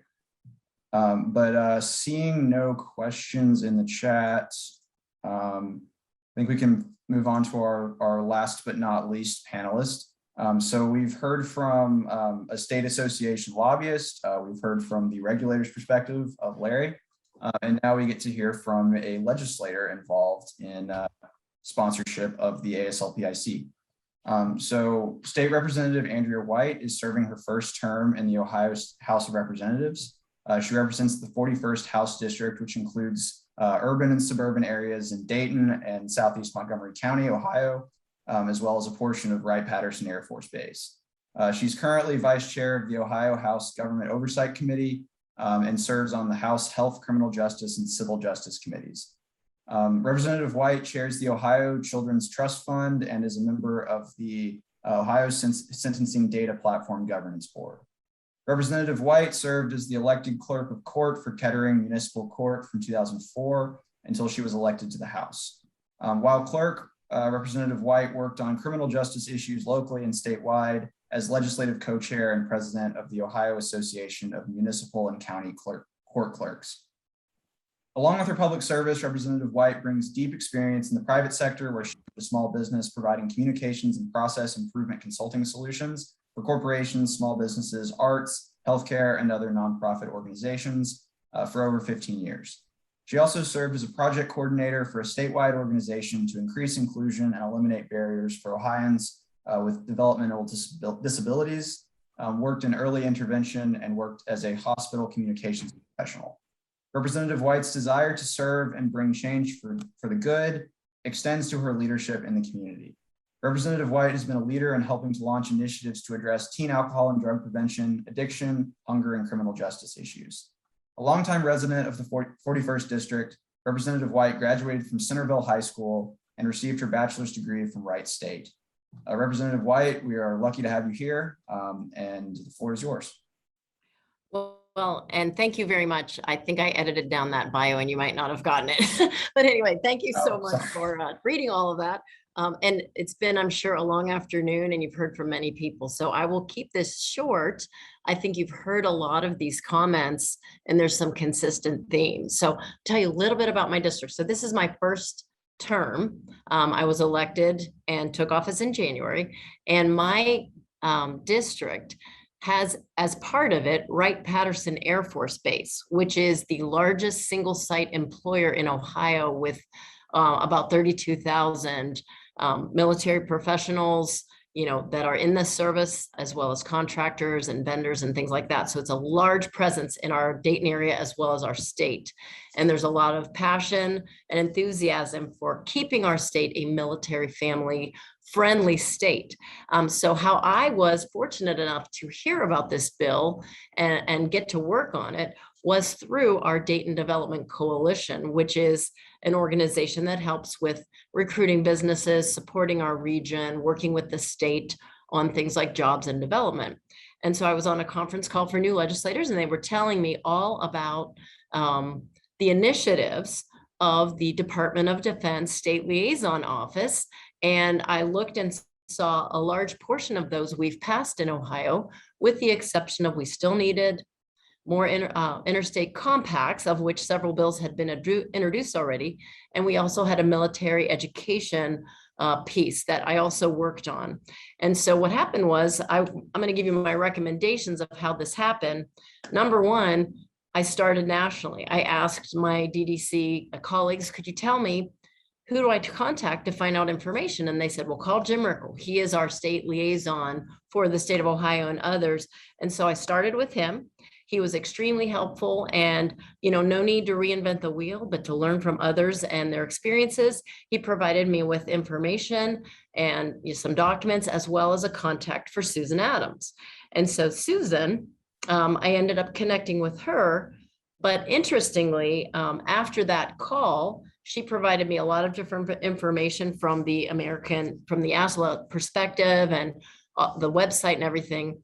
But then she had also had relationships with some professionals in Ohio. And so by the time I was getting ready to pick up the phone and talk to our state associations, I was already hearing from their government affairs person telling me, hey, we just voted on this they have an Ohio Speech and Hearing Government Affairs Coalition. We just voted on wanting to support this, and I hear you're working on a bill. So that really made it easy for me, because I already had this audience and stakeholder group of people in Ohio that were eager to help get this passed. So when I say start nationally, connect with the national stakeholders who can kind of help you understand the requirements, help you navigate best practices, and also connect you to people that they may already know in your state. And I realize some of you on the call are legislators, some are practitioners, some are other roles. So I'm going to just touch over this from the legislative perspective, but again, each of these professionals played a role in making this happen. So then after talking again with, the Department of Defense, Susan, the Council of Governments, who she involved, so I could learn a little bit more about some other states, then connecting. So it was important for me to connect with those Ohio stakeholders and the interested parties in my state, including our board, our licensing board, the hearing and speech associations, as well as audiology, and also the military professionals, to help me understand all of the issues. And so then what I did was I recruited a legislative co-sponsor. And for me, because we do have right now a pretty large majority in the Ohio House, I was looking for somebody in my region who also was aligned in supporting Wright-Patterson Air Force Base. So I went with one of my local representatives. I've sponsored other bills and involved bipartisan co-sponsors, but this was my first kind of one of my early bills. And so I just went with local so we could both be supporting the military families in our region.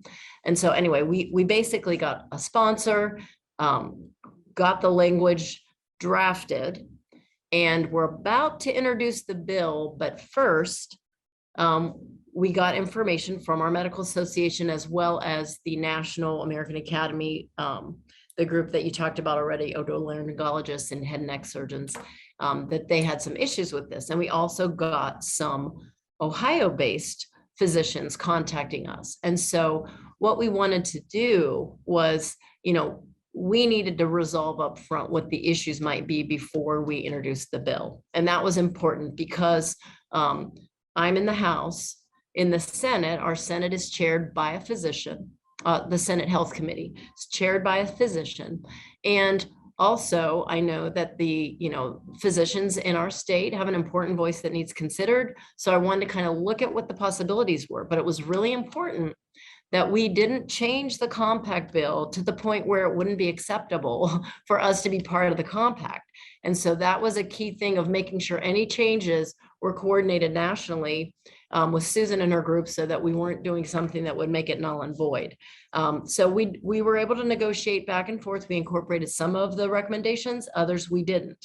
And so we got that changed up before we introduced, really kind of did testimony and got rolling on the bill because we didn't want to have conflict.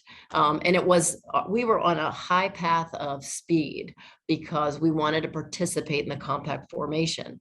And so we knew that if we got to the, you're getting for your magic number of 10, and then they were going to form, we wanted to be sure that we were passing this before we recessed for the end of June, because I knew, I think the 9th state had already passed when ours was getting consideration, and we didn't want to leave our professionals behind since we had the opportunity. So we introduced it in April. I worked with my House Health Committee chairman and also communicated with the Senate Health Committee chairman to let them know we're really interested in moving this quickly before we have a break in the summer so that we can be part of the compact. Everyone was on board. The health chairman expedited the process for me. We had sponsor testimony 1 week. We had all testimony the next 2 weeks. I think, and we actually moved it quickly through the committee and voted it out. It went to the floor, again, working with the Speaker's office. Can we move this quickly? Talking to the people inside the House leadership to make sure it got on our session calendar to be voted out almost as soon as it got out of our health committee. So then as soon as it's passed, I'm calling and communicating again with the Senate. Hey, this is coming over to you. Can you make sure it gets a quick hearing? Can we stay on track? And so that communication was really important, to keep communicating with my House leadership, with my committee chairman here, as well as the chairman on the other side. And I do want to say, like, as far as involving, we needed to involve, let me backtrack a little bit. We needed to involve our stakeholders in testimony. So part of our process was we needed to make sure we had adequate proponent testimony from military family members, from Jim Rickle, our state liaison, provided testimony for us, our associations did, as well as professionals. And so they could come before and say, hey, guess what? We have a shortage right now in our state. with the nursing homes and older patients, particularly with COVID, long haul issues. We need more practitioners. And then our school children, there's a shortage for schools with speech language pathologists. And so in some of our areas, they could be impacted by telehealth of having professionals come into the state and provide those services from outside our state once the compact formed. So that opened up access to services for our underserved areas in the state.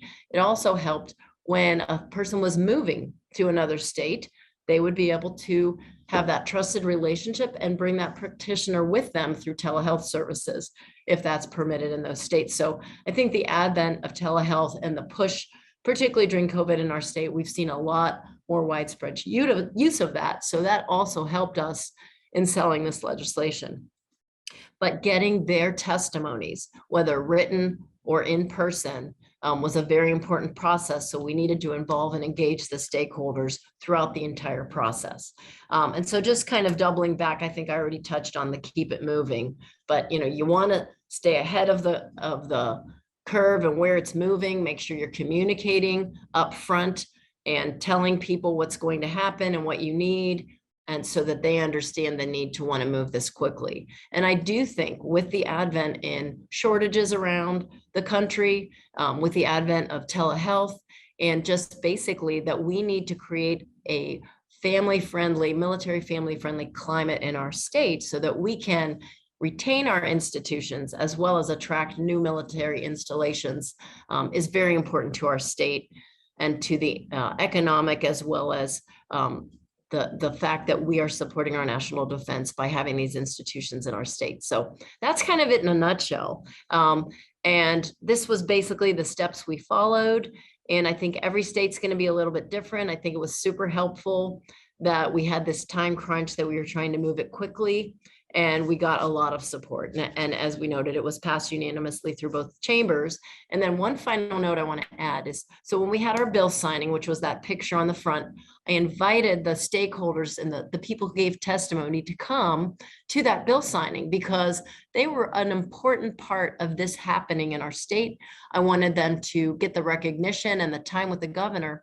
And it also gave us an opportunity to talk to our governor about, what we need to work on next is increasing reimbursement for hearing aids for people on Medicaid, and the fact that we have a real need for providing more reimbursement for people who don't have the funds to pay for these. So when you have other issues and you have that FaceTime with the governor and with key leaders in your House and Senate, it's your opportunity to point out what else needs fixed. So anyway, that was a nice added side benefit, and we'll be working on that in the months ahead. But that's kind of it. I just am thankful for this opportunity. I'm thankful for all the professionals from all aspects who helped us get it passed. And it was actually my first bill that passed. So it was kind of exciting to be a part of this. So thank you very much. Thank you so much, Representative. Very informative presentation, especially what you mentioned about the FaceTime with the governor and the legislative leaders being a great opportunity for pursuing other issues that may be of great importance. But lots of great information there. Thank you so much for providing that. Do we have any questions for the representative?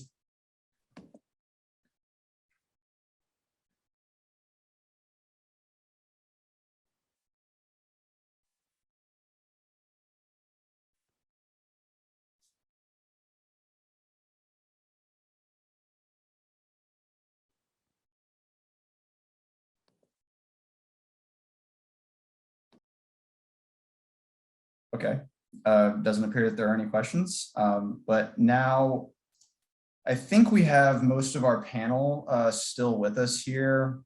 We've got Representative White, I think Leslie's still on, Nahali's still on, and we have representatives from ASHA. It's like Tracy's still with us. So we still have most of our panel. So at this point, we can move into questions for the whole panel. If anybody has anything that they would like to ask, please fire away.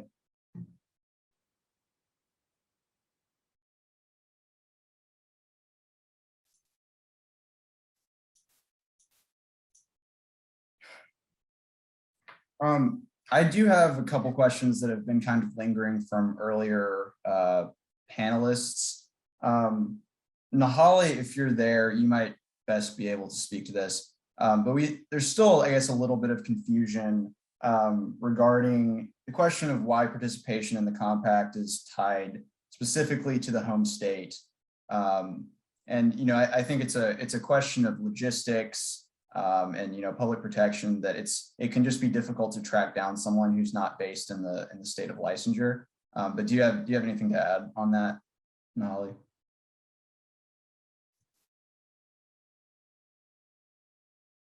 Sorry, had to unmute myself. No, I think the key thing to remember is that the home state tracking, number one, it generates greater participation from more member states across the country. So let's keep that in mind. And again, what we want to do is to promote uniformity among the states, to create true licensure portability, therefore to create greater access to care for all. So that would be probably my only addition. But from a public protection standpoint, you do need to have a means by which to track, and it would become so unwieldy. If you designated one state and then someone started form shopping and moving around, or just sort of dropped off, it would be very hard to find the jurisdictional ability to get them in, to create the due process standpoints that you have to, without knowing where they really are located. So it would be a kind of a prosecutorial nightmare too, but it also breeds that uniformity amongst the several states. Well said. Let's see. We had a question in the chat that I received privately about, since the threshold has been reached at this point, we are in the process of, albeit slowly, in the process of convening the commission for the first time. We had a question about, whether if my state enacts the compact, early in the 2022 session, whether my state will be able to participate in rulemaking. And I mean, I can pretty much address that. I mean, it's a question of, when the law that carries the compact in your state takes effect. I mean, if it takes effect immediately, then, you can immediately begin to seat nominate and then seat your delegates to the commission. And then once that takes place, your state is a full member. There's a question regarding whether it's like only the first 10 states that enact that get to participate in initial rulemaking. That's definitely not the case. I mean, all 15 states that have enacted so far are being invited to participate in the initial commission meeting. So that is, if your state is able to pass the compact and get your delegates seated in a timely manner before rulemaking commences, then your state's absolutely welcome to participate in rulemaking. So there will be, there'll be some time available for your state to get on board. And yes, there's a question about the model legislation. I had posted that in the chat farther up, but I can post that. Let me see. There we go.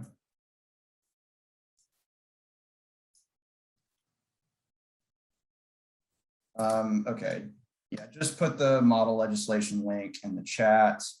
And then, yeah, regarding the model legislation, I wanted to note, so we had a couple mentions, including by Larry and Representative White, of some amendments that may have been made to the model legislation. And while I will emphasize those amendments were approved, by CSG and ASHA, as non-substantive changes, it is very important, and I want to triple emphasize that no substantive changes may be made to the model legislation. That is it's an aspect of contract law that everyone has to enact the same, or agree to the same terms. Representative White, you want to jump in here?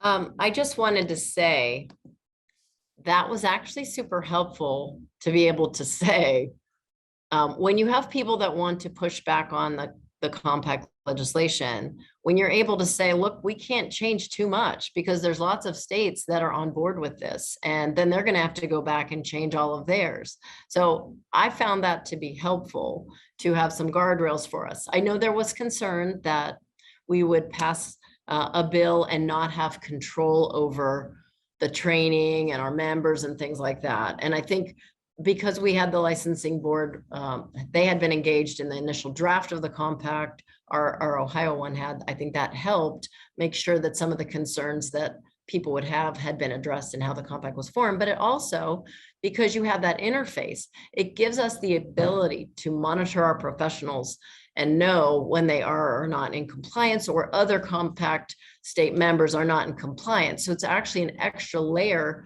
of protection.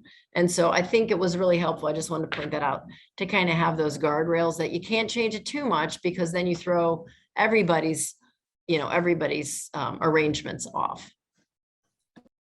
Absolutely. Yeah, very well said. And, it might seem, intimidating or whatever that, if you make any changes that, your state might not be seated at the commission, but that is where, CSG is your friend. Susan Adams with ASHA is your friend. If you have any doubts on whether, a clarifying change or a, formatting change that your state needs to make to conform to your legislative, bill writing style, like whatever the case may be, if you have any questions, just ask. We're here to help. And, we do review multiple times, as the bill progresses through the legislature. We review each state's enacting legislation. Me personally, actually, I just like put it through, a word comparison kind of software and, identify any changes. Most of those changes tend to be perfectly fine, just, formatting and technical changes. But yeah, anything that is substantive, we will flag it, we will catch it. So don't be concerned that, you're gonna keep your state from being able to participate. Just be sure to use us as your resource. And then, okay. And Andrew, I would add there, but feel free to let us know if you, we are watching, but we like when you come to us with any potential pending changes, because we do require that when someone on our legal staff actually review to determine whether or not it's a substantive change, because that can be pretty, we want to work with the state to the degree we can, but we actually give it a thorough legal vetting to make sure that it is acceptable if it's right on the border being substantive. Definitely. Yeah, definitely. Asking first is probably the best policy. We want to make sure that we stay ahead of any potential issues with, non-conforming changes. So we had another question about, well, not a question necessarily, but, an issue that was raised regarding fiscal notes. I think it was Megan that brought that up in reference to Colorado. I did want to emphasize that with most of these licensure compacts, including most ASLP-IC bills, we tend to get fiscal notes of either zero or less than $10,000. That's pretty standard. Obviously, Megan, mentioned the increased fiscal note in Colorado. Oftentimes, states that or legislative staff that do mark a high fiscal note are going based on the nursing compact, which is just a bad example because it is by far the biggest compact and the biggest profession in the country. And it just requires a lot more, work and a lot more complicated of a data system. And that can tend to drive up costs. But for these compacts for smaller professions, we tend to see, minimal fiscal notes. Covered that. Oh, and then one other point that I wanted to emphasize that was raised by a couple of our panelists is, and it's kind of intuitive, but it is very beneficial to have a sponsor in the majority party for obvious reasons. And because these bills, tend to not elicit much partisan bickering. The opposition tends to come from other health professional organizations or from concerned individuals, maybe on the licensing board, who are kind of worried about cost or additional work. But generally, it's best practice to seek a sponsor in the majority party, as Representative White alluded to. Yeah, and there's Susan. Susan posted in the chat some fiscal notes. So we have, a few that are in the range of 5,000 to 10,000 or 7,000 to 15,000. Colorado's was 100,000 plus, and pretty much we all agreed that that's a wild overestimate. And then, as Susan mentioned, the remaining states didn't see any fiscal note or indicated zero. So I guess with that, that's all the questions that I had marked in my notes. Are there any additional questions for the panel?